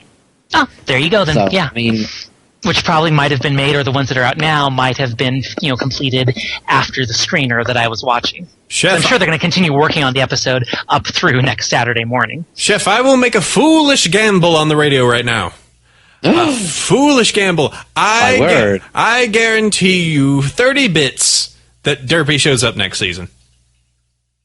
I'll take that bet. Sir. All right. Fine by me. That's 15 apples. Wow. I know. I will give you 15 apples. Sure. If he just mailed them to me. It's they show up, and I'm like, wait, what? Here you go. Here's your gift basket. But yes, I think or to be fruit baskets are just nothing but apples. I'd eat them. They're apples. Yep, they are delicious. But yes, we're not gonna say that it's not the end of the wall-eyed mare. She's gonna still be there. Pony on. I think it's safe to say. Yeah. Yep. All right. Next email. Sherilyn, hit it. All right. Dear Apple Cider, Chef Sandy, and guests. Hey, that's me. First of all, I want to thank you for releasing your podcast the evening before I hand projects in, and for having a large archive to listen to whilst revising. It really helps. Now, I think it's brilliant that ponies have been bringing people together and forging friendships, which is especially noticeable amongst the better-known bronies. My question to you and your presumably lovely guests, yes I am, thank you, is whether you have made any good friends through this fandom. If so, would you mind telling us who? Sincerely, Tiger in a Box. folks. P.S. I'm sure that all your other listeners would like to join me in saying a great big thank you to M, who has been doing such a wonderful job making you all sound so good. Shame on you for putting him through both your Fool's Day joke, brilliant by the way, and a whole episode of Starry. Ditto. So that's the letter. Ah, yes. M had a task with that Fool's Day episode. That was a task even for us to say it. And the Starry episode, we always love M. He does such a great job, and I have very little tolerance to sit and listen to myself talk for an hour to 2 hours, so he makes it so that I can just simply jabber on my jaws and keep making the content, and he can make it sound awesome. So I can't give enough love to him for helping out on the show as he does. So let's see, Chef. What about you? What friends have you made? Well, I've met a lot of really cool people, very interesting folks, lots of creative types. I don't always chat all the time with all these people because, there's a lot of them. But, there's a lot of people that I chat with real frequently, like Blaster and Midnight Shadow, They're bros, and they're just cool go-to people that I can talk to on, a regular basis. A lot of the DHN guys are real cool. I talk to them. Roy G. Biv, he's a cool guy. Yep. And, these are all people that I talk to on a semi-regular basis, but I've met a lot more people than that I can just talk to on sort of a, hey, dude, what's up, basis. Like, Rob Bob and, Gift Krieg 23. Yeah, Roger and all those. That's been kind of the fun thing about doing this, is just meeting all these people, and I'm just looking through here, and I'll just be like, yeah, all right, if I wanted to, I could go ahead and talk to, oh, hey, look, there's Mike the Mike. All right, let's see, where's all the craziness that hey, Living Tombstone's on. Hey, if I wanted to, I could talk to Veggie. There's tons inside of here that has been just great, and that I've made just online friends with. And then there's the meetup groups where I have made, when I started doing this show, I didn't have too many people that I would consider friends because I moved across the country. Now there's a core of people who are part of the Brony group that, those girls that were part of the big girls show that I did. I would consider Nicole and Mags and Eliza and all those part of a core of friends that I have, because they're cool people to be around, and they're super fun. So I've made many a contact here that has been great just because of all this pony sensation. So and I even forgot to list my guys, Zentra and J-Hoof and a lot of the other people in my group. I've got 190 people now, and not nearly as much as you, AC, but I'm actually going to go have dinner with Zentra here in a little bit. And, thought it'll be cool, because he's a cool guy. And I appreciate what he does for the community. And Sherilyn. You should, too. Yeah, Sherilyn, we do have this local group. You're always welcome to come. And I am a ostensible member of the meetup group, and I just have yet to actually make it to any of the events. Isn't today the 300 member party, as a matter of fact? There might be. I technically haven't seen or taken a look at it. I know the next one I think I'm going to be slated to do is we're having a 21 plus meet, and that one should be coming up soon. I know that I'm going to be hitting that up. So, and it's a little bit later on I forget what day that is, but what was that?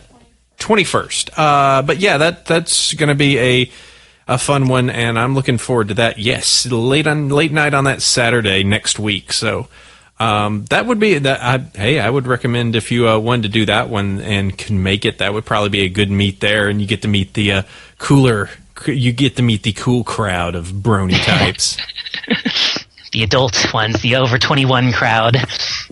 And where exactly? And I can look it up, but just really quick. Do any of these ever happen in San Francisco? Because part of the problem is I'm a San Franciscan, which means I never leave the city. Obviously. Oh yeah, that's true.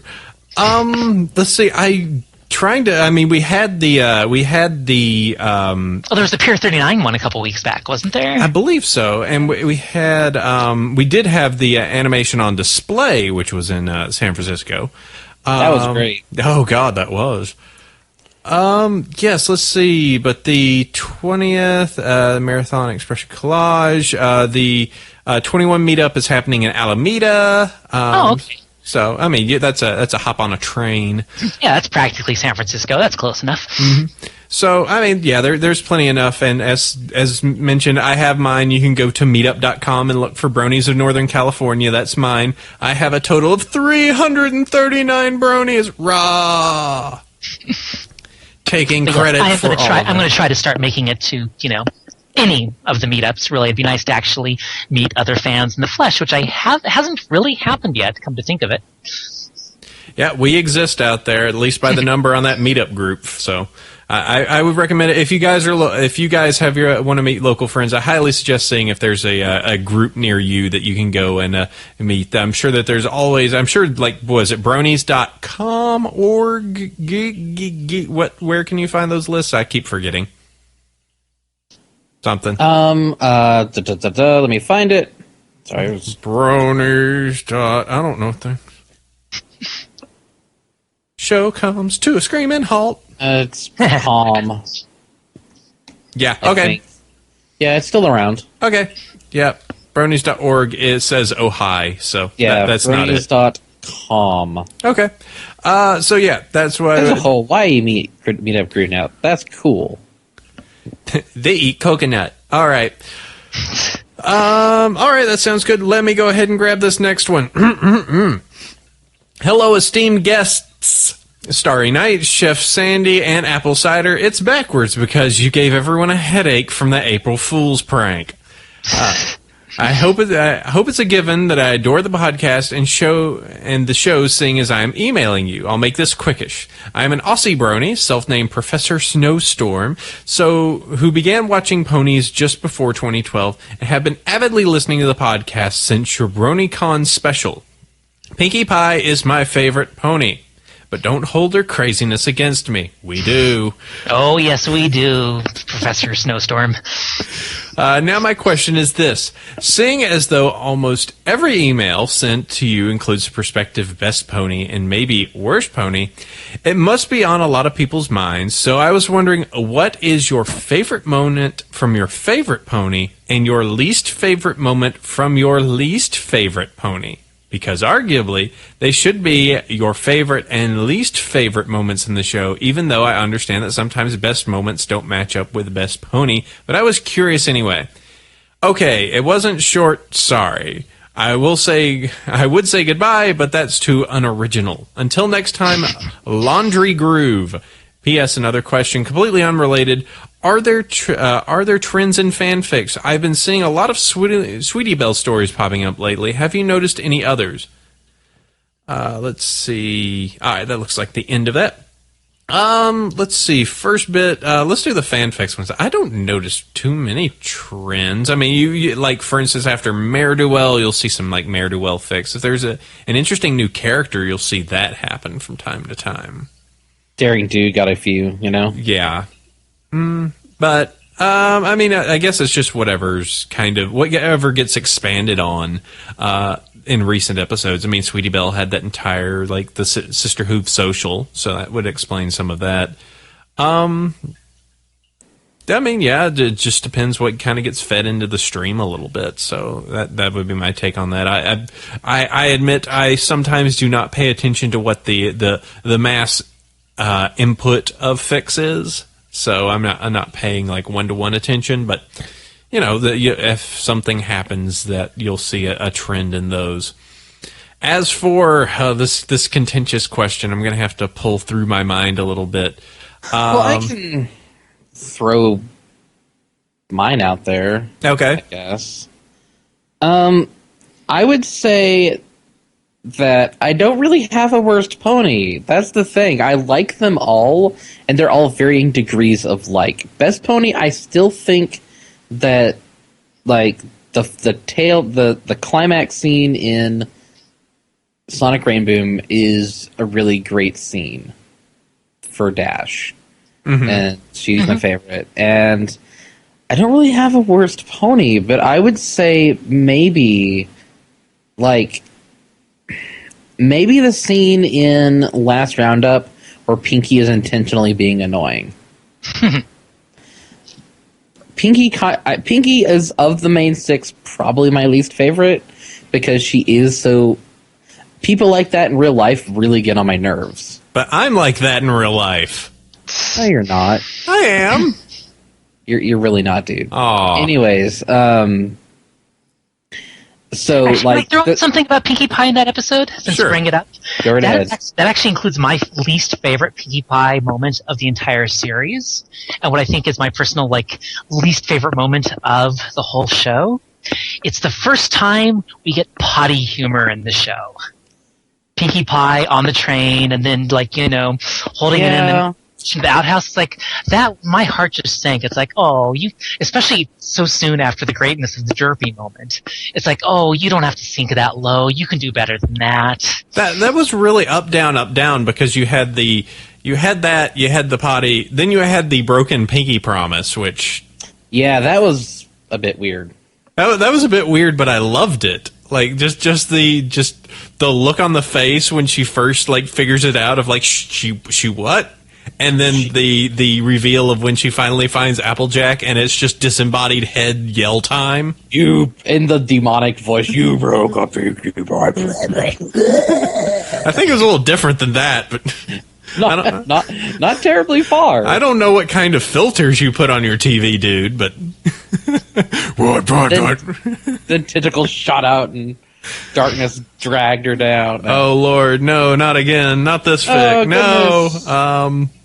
Let's see. As for mine, I think okay. So favorite pony. I think anytime that Twilight goes super uber powerful, goes white eyes and just is pretty cool. I love it when that happens. I also enjoy it when she's just when a wrap up just all right, I'm gonna handle this. You do this, you do this, you do this. There was a little bit of that in the mystery train episode where she was just all right, Pinky, hold on, I got this covered. So when she organizes things, that's great. Moving back to the last roundup, I think that Rainbow Dash really shows her jerky face when she just says when she just abandons Rarity and Pinky.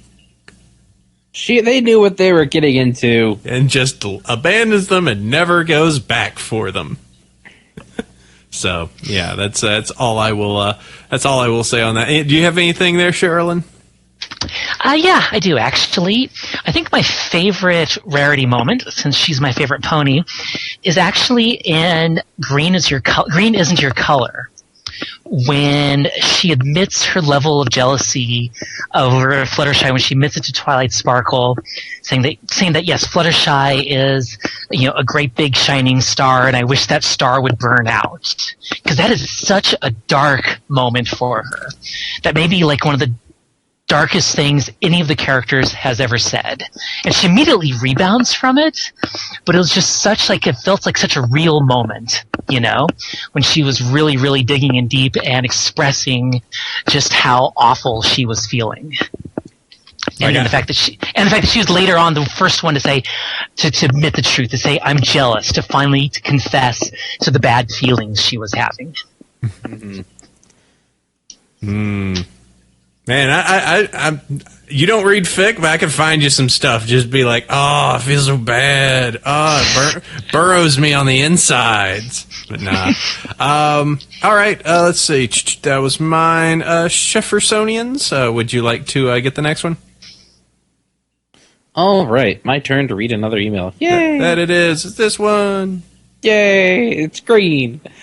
First off, love the show. It's something I can laugh to and hear interesting points about episodes. Now that that's out of the way, here's the question. What are your thoughts on Greek Roman mythology? Pegasi have often appeared in Greek mythology, so this is somewhat related. Any particular stories that are your favorites? Also, if you would take a look at Cloudsdale, you can see some Greek Roman inspiration in the cloud buildings. If that question isn't good enough, then here's a different one. There's a growing population of gamer bronies, specifically League of Legends. Do any of you play? So any thoughts? If not, then just thoughts on the growth. Keep up the good work. Riptide. So Greek and Roman mythology is awesome. Mm-hmm. I loved that stuff growing up. And, art history is, one of my things. Ooh. Specifically ancient. Everything up until about the Renaissance, and then it gets a little bit wobbly, but ancient architecture and stuff like that, it's really cool stuff. So I think that's really cool. I think that the Pegasi. Pegasi. They're Italians now. That the Pegasus Society is still, even though it's part of the overarching kingdom or principality of Equestria, they still maintain some of their militaristic traits, I guess. And it's all very now that I'm looking at it, it's all very Roman. Think about it. The look of Cloudsdale has kind of this Olympus kind of cloudy, full, the swirls and everything like that. The columns, and then remember the episode where the dress that they had for the generals was very Roman, with the kilts and everything like that. It's a very Roman theme there, and they're good at taking orders. I mean that they have a strong civic pride, and clearly, they still have some of the relics from that time, as they had what appeared to be a Pegasus war horn that Spike blew to, call all the Pegasus to do the tornado. So, and I could totally see how the unicorns are the snooty royals and the earth ponies are generally more down to earth. They still retain, it's, chicken or egg kind of thing, but the ponies do sort of individually retain their ancient cultural customs in a way. Mm-hmm. They all three have their special architecture, because if you think of Ponyville as being more Earth Pony based, where everything is very thatched, very it's made of the soil, the kind of the way that it is. Then you looked at agrarian rural city that you'd probably find And then you look to Canterlot, and it's all just unicorn loopy magic, just all right, just make that spiral into a pretty thing. All right, that's a building, whatever. And then you have the Cloudsdale, all swirls and Greek pieces to it. That's something that I never really thought about, and that just endears the show that much more to me. And and flight camp's probably a mandatory thing. Much like serving in the military was mandatory for a lot of Romans. Mm-hmm. And the flyer, and having big competitions. Yeah, they're Olympic Games, best young flyer. The show has so much thought in it. Jeez. Shake fist every time. Just oh, you got me again. As for gamers, I have, we were talking, we still technically do have a TF2 server. We need to actually, nod our head and go, we are doing a TF2 night. We have just been busy. And, that's the thing, it's right now, I've been playing a little bit of WoW, but I've been real busy with other things, so I haven't even had time to play Tribes. Tribes went live, and I was enjoying the heck out of that in the beta, but now it's live, and I should go play it some more, like a Shazbot. And I have been playing a lot of Binding of Isaac, because I hate myself, so... I can't wait till Guild Wars 2 comes out, because that'll be cool, but I don't really play League of Legends. I don't do well at those games. Yeah, they stress me. It's just I did something dumb. Forget this. Yeah. All right. Let's see. Finishing up, looks like we got one more email. This one will be a big one for you, Sherilyn, so there'll be that one right there. All righty. Let's take this one on. A grand galloping greeting to AC/DC, Colonel Sanders, and the very random girl who is occasionally in the foreground. or VRGWIOTF. 50 already? Pretty remarkable. Look at how much you've grown. Pinches podcast's cheeks. Aww. Aww. I am writing to you on this day, my birthday as it so happens, to inform you about what your show has been doing for me lately. You see, I've started making one of those little Tumblr pony webcomics some time ago, and I have since become rather magnificently popular from it as a result. Hashtag humblebrag. No, it doesn't actually say that. It doesn't say that. Popular for me, at least. Turns out people like ponies and video games. Who knew? But in my meat space life, things have changed vastly around the silly things I draw. I've moved out and taken on a full-time job, that I love, with a company that makes colorful foam rubber clogs in that wretched period of life one calls adulthood. Which means these days I am usually too busy or too tired to find myself motivated to draw anything for my dear, beloved followers.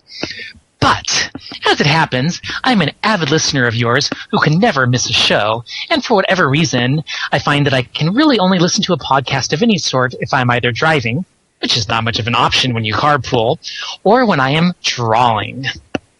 So in order to keep myself from missing an episode, I've found that I have to draw at least some each week, which is enough to keep me afloat. I feel I owe quite a lot to you guys, as do my 1,700-ish followers, among them your own. I do not know how to pronounce that without swearing. Don't worry, we have problems with that too. Okay, you can just say M. That works. Among them your own M. As this very show is what keeps me going, albeit in a fairly roundabout way. They say those who get 4 to 7 hours of sleep a night live longer than those who sleep a full 8. Now if I only liked energy drinks. I know, I am a bad nerd sometimes. One of the ever more faithful listeners of yours, the Flavin Bagel, and then a little pronunciation guide in parentheses, Flavin, just in case, it's Irish. P.S. Y'all need some more Rarity up in here. And there's a picture of Rarity along with what I believe I heard earlier is apple cider with a lovely kind of Charles Napier mustache going on there. I would rather go with maybe your Tom Selleck, but that's fine by me. Does that matter? Yeah. But yes, just a neat little peek image, and very cool to get that. I have only had a mustache once, and that was for Movember, mainly to annoy Starry, because she hates mustaches, and they make me look like a creep, like they make everyone look like a creep. But yes, very cool. Thank you. I'm glad that we can provide you such love and do that.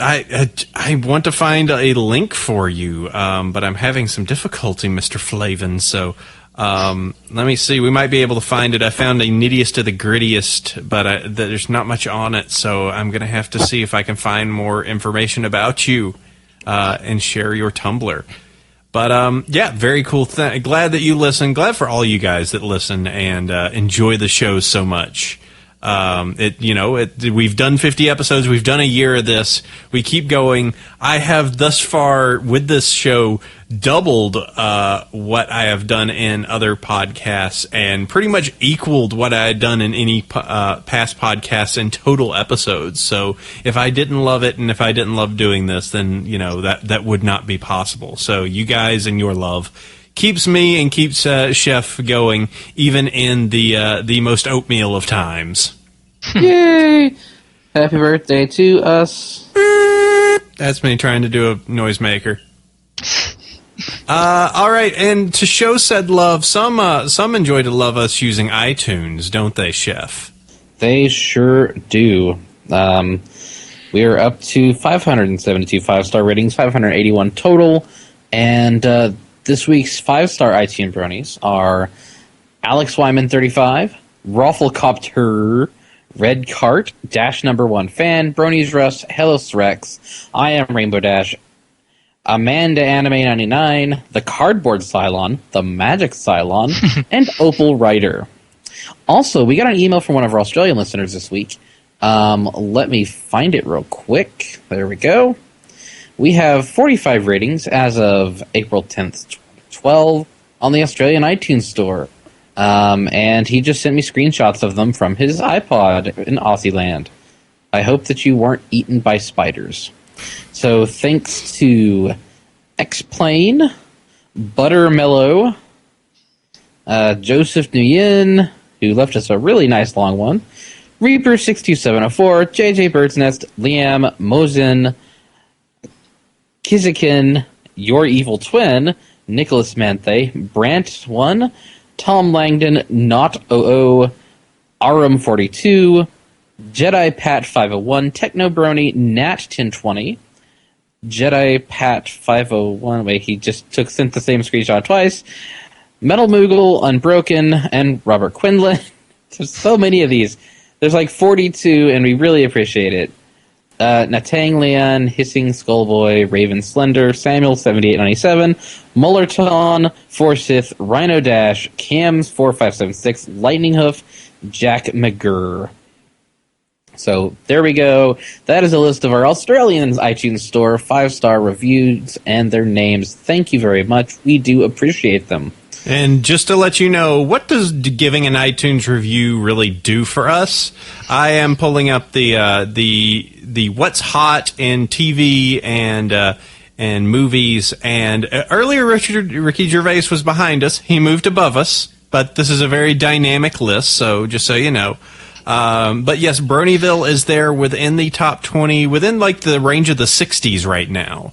Yeah, we were like 65 earlier. Mm-hmm, so now we're at 66 or somewhere around that. And yeah, it is. I mean, we share equal. I mean, I said we have Ricky Gervais and Chelsea Lately directly in front of us. Behind us, let me see if there's any notable names. Kevin Polak. We are ahead of the Soup Video podcast. So there are a few of you that actually listen, and the more that you get people to subscribe, and the more that you leave reviews on there, the higher we will go on this ratings. At some point, we will take down that silly Kevin Smith and his media empire with this show. I just know it. Yeah. Yeah. Him and his silly talking about movies and stuff. We got him cornered. Let's do it, Chef. In any event, it's not like it's in the top 120. It gives more visibility for this show and a positive representation of Bronies to the outside world via the podcast. Random people can find our show. Maybe they'll enjoy it. They'll check out the show, and there we go. More people liking ponies. So please leave a review and get more people to download, because the more that is out there, the more that it hits iTunes. And let's agree. I don't like iTunes, but it's the way that you get podcasts for this whole thing. The more that is out there, the better. So please leave a review. And we say your name. How cool is that, huh? So, all right. So that takes us to the end. That 5-star iTunes Bronies means that at the very end, we've got one last thing to go before we cut this cord loose. And that is our one cool thing, the one link that we want to leave to our listeners that we think is pretty friggin' awesome. This week, I found one thing and I just kind of stuck with it after I found it. I love... Right now I'm watching 4 shows. I am watching My Little Pony. I am doing my first watch through on Battlestar Galactica, which is great for my coworker because I get to come in each day and go, "Oh my God, this happened to Boomer," and he is relishing in that. And then another one is I'm trying to watch some Portlandia. And finally, the other one, which I love the show so much, is Archer, because it is the meanest show on TV, or one of them. And someone took the Archer intro and completely ponied, so it is that same kind of weird, spy-ish James Bondy thing, but it's a completely made with all the voice actresses, and actually has the silhouettes with their characters there, and it bounces through, and I just like it. I mean, it's a little bit of a personal love, but you could go check that, the Pony Archer intro. Chef, what do you have? My one cool thing this week is a Ponyville statistical trivia thing. I always am intrigued when somebody gets it into their head that, man, I need to crunch the number and find out just how many of these darn ponies are there. In this case, Ponyville. So he does a statistical breakdown and size comparison, and basically he figures it out through a very roundabout method, but it makes sense. And by determining the volume of cider that is sufficient to serve Ponyville so that everyone can get a glass, which is implied when they're doing the cider episode. So he does some really crazy math and makes it out to be that there is between like 3,000 and 4,000. Yeah, between 3,000 and 4,000 ponies in Ponyville. There you go. But it's a neat little bit of math and figuring out based upon like volumes and crowds and stuff like that. He certainly put some time into it. So that's a pretty cool thing. The height of the barrel is this, with the diameter, meaning that it contained that much cider. The number of ciders being able to be poured per barrel is this. And therefore, if that number would be the number if each had one, not counting for if there was others who didn't drink cider, blah, blah, blah. Well, and like a barrel of cider is therefore is 54 gallons. Then that much, number of barrels 24, total volume, the number of barrels at the end of the episode, which is 1,797 gallons, is enough for ponies. It's some pretty crazy mathematics. Someone somewhere is grabbing their head and going, math! Hey, that's me, actually. I'm the one who's doing that right now. Math is hard. But it is also very fun when someone decides to just... It's like the physics bronies that have tried to be like, yeah, well, a rainbow could technically be this, or this could be possible, or that could not be possible. So it's just taking it to the next umpteenth extreme. It's pretty... There's some like... There's some fun to letting the letting the super crazy out and just being like, all right, that's an interesting way of how you figure that out. So very neat, very cool. All right, and Sherilyn, you are giving us a nice little link to something you are personally related to. As a matter of fact, it is pure hardcore self-promotion. My link is to my recaps on SFWeekly.com of My Little Pony. Like I said, I'm up to like episode 21 now, something like that. Who can even keep count? I certainly can't. So if you follow the link, it will take you to all of them. Please go through and enjoy them. And also, if on any... Thank you very much. And on any given page, if you click on my name, if you click on the word Sherilyn Connelly, it will take you to just like a full list of all the stuff I've written for the weekly. And, well, there's a lot of it that's not pony related at all, but hopefully you will find it enjoyable. So yeah, please check out my writing, please. All right, super cool. And yeah, I said that's on the show notes. You can find that over at BronyShow.com or new domain, BronyvillePodcast.com. Ooh, exciting. I know. Try and make it easier on you guys. Maybe a move to that in some time in the future. But yeah, just go ahead and check that out. All those awesome links, you can go and check those. Just hit the show notes, and that will make your life easy. And you know what? That's going to go ahead and end us for this episode. Super great to have this. Thank you very, very much, Sherilyn, for coming on. My pleasure. Thank you for having me. It's great to have you on. Hope to see you at some of the local events and everything, because that will be neat to meet you. And yeah, I might even bring along the press kit to tease you with. Oh, no. It's going to unbreak my heart. That would be, God, you're going to have more than just me fawning over that. Ooh, so much the better. Finally, I've found the key to popularity. You've got the golden ticket. That is true. That's right. All right, so very cool to have you on. Thank you so much. Chef, I want to thank you again, not only for bringing the thunder as you do this show, for bringing the thunder for pretty much a whole dag year. Woo! We're still around. We haven't collapsed upon ourselves yet. So I have to say, doing this for a year, when you're like, we need to get this out of our system, let's just do one show. Well, we saw how well that worked out. Yeah, we're still getting it out of our system. One day we'll just go, that was refreshing. And podcast flip. Yeah, but today is not that day. After almost, what would it be, 2 hours, so almost after 100 hours math of a podcast, yeah. We're not quite to a week yet, but we'll get there. Mm-hmm. Just put all of our episodes just on loop and force someone to listen to it. All right, so, and also very big thanks to all of our fans. You guys are super gracious. Please send us emails. Please tell us your love, what neat things you have. We do have a P.O. box, which I did link to on my Bronyville Twitter. If you actually really do want to send stuff across to us, you can definitely go find that, or I might be able to pull it up as I go and explain the rest of this, or maybe Chef can find it since I've got to read these. If you would, dear sir. But you can find us on a web. Go ahead and go over to BronyShow.com or BronyvillePodcast.com, and you can go ahead and leave us something there. Our email address is Bronyville@gmail.com, which is a super, super cool place that you can go ahead and leave all that contact information.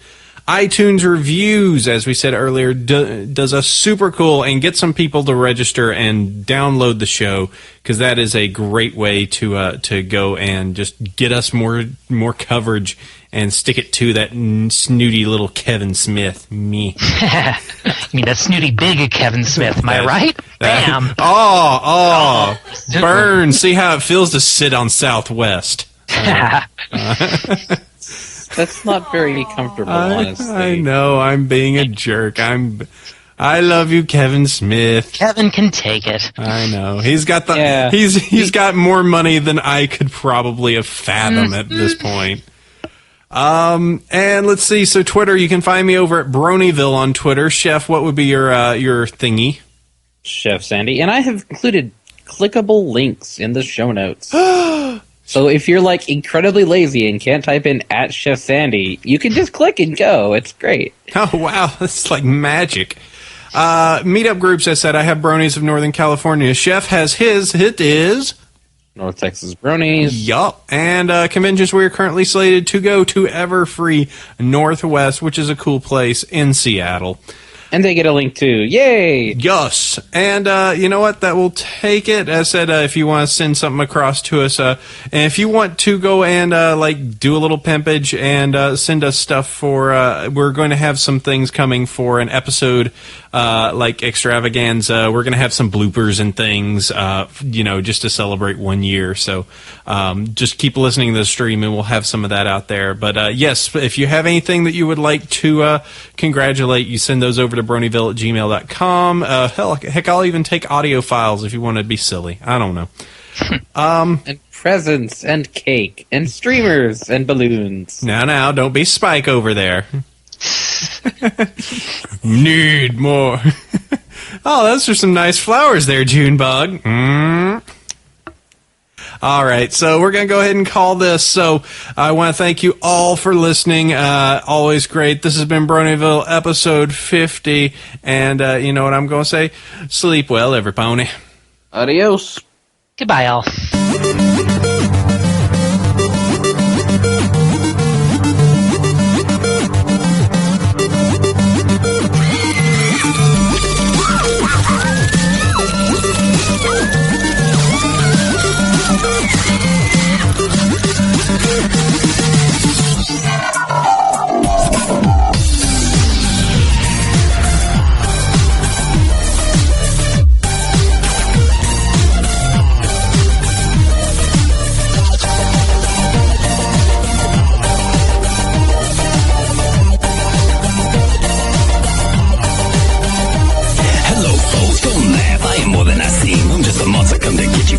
And dreams, so don't run, don't scream, just look into my eyes and feel the coldness taking over as I suck at your lie. You can't escape, I will find you and I'll turn you to stone. With a soul crushing gaze that shakes you right to your bones. So you can run and cry for help, but there's nowhere to hide. I'm gonna stalk you to the end and leave you so petrified. I go strolling nightly, hug your feelings slightly, because at the end of the day, baby, I'll be out stalking, praying. If you see my fearful shadow, don't wait for it to get bad, no. I'd gladly turn you to stone with my eyes that chill to the bone. I've broken out of my cage, now keep coming. If you value your life, then you better keep running. And it won't stop till I'm satisfied. I'm gonna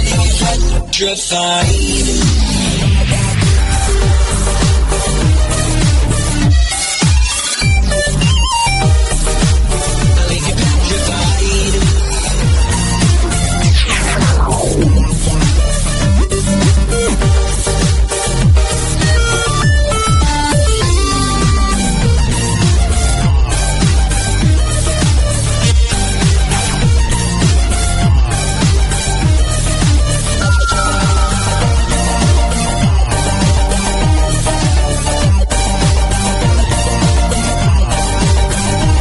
I'm not ephemeral, eyes going red, I am the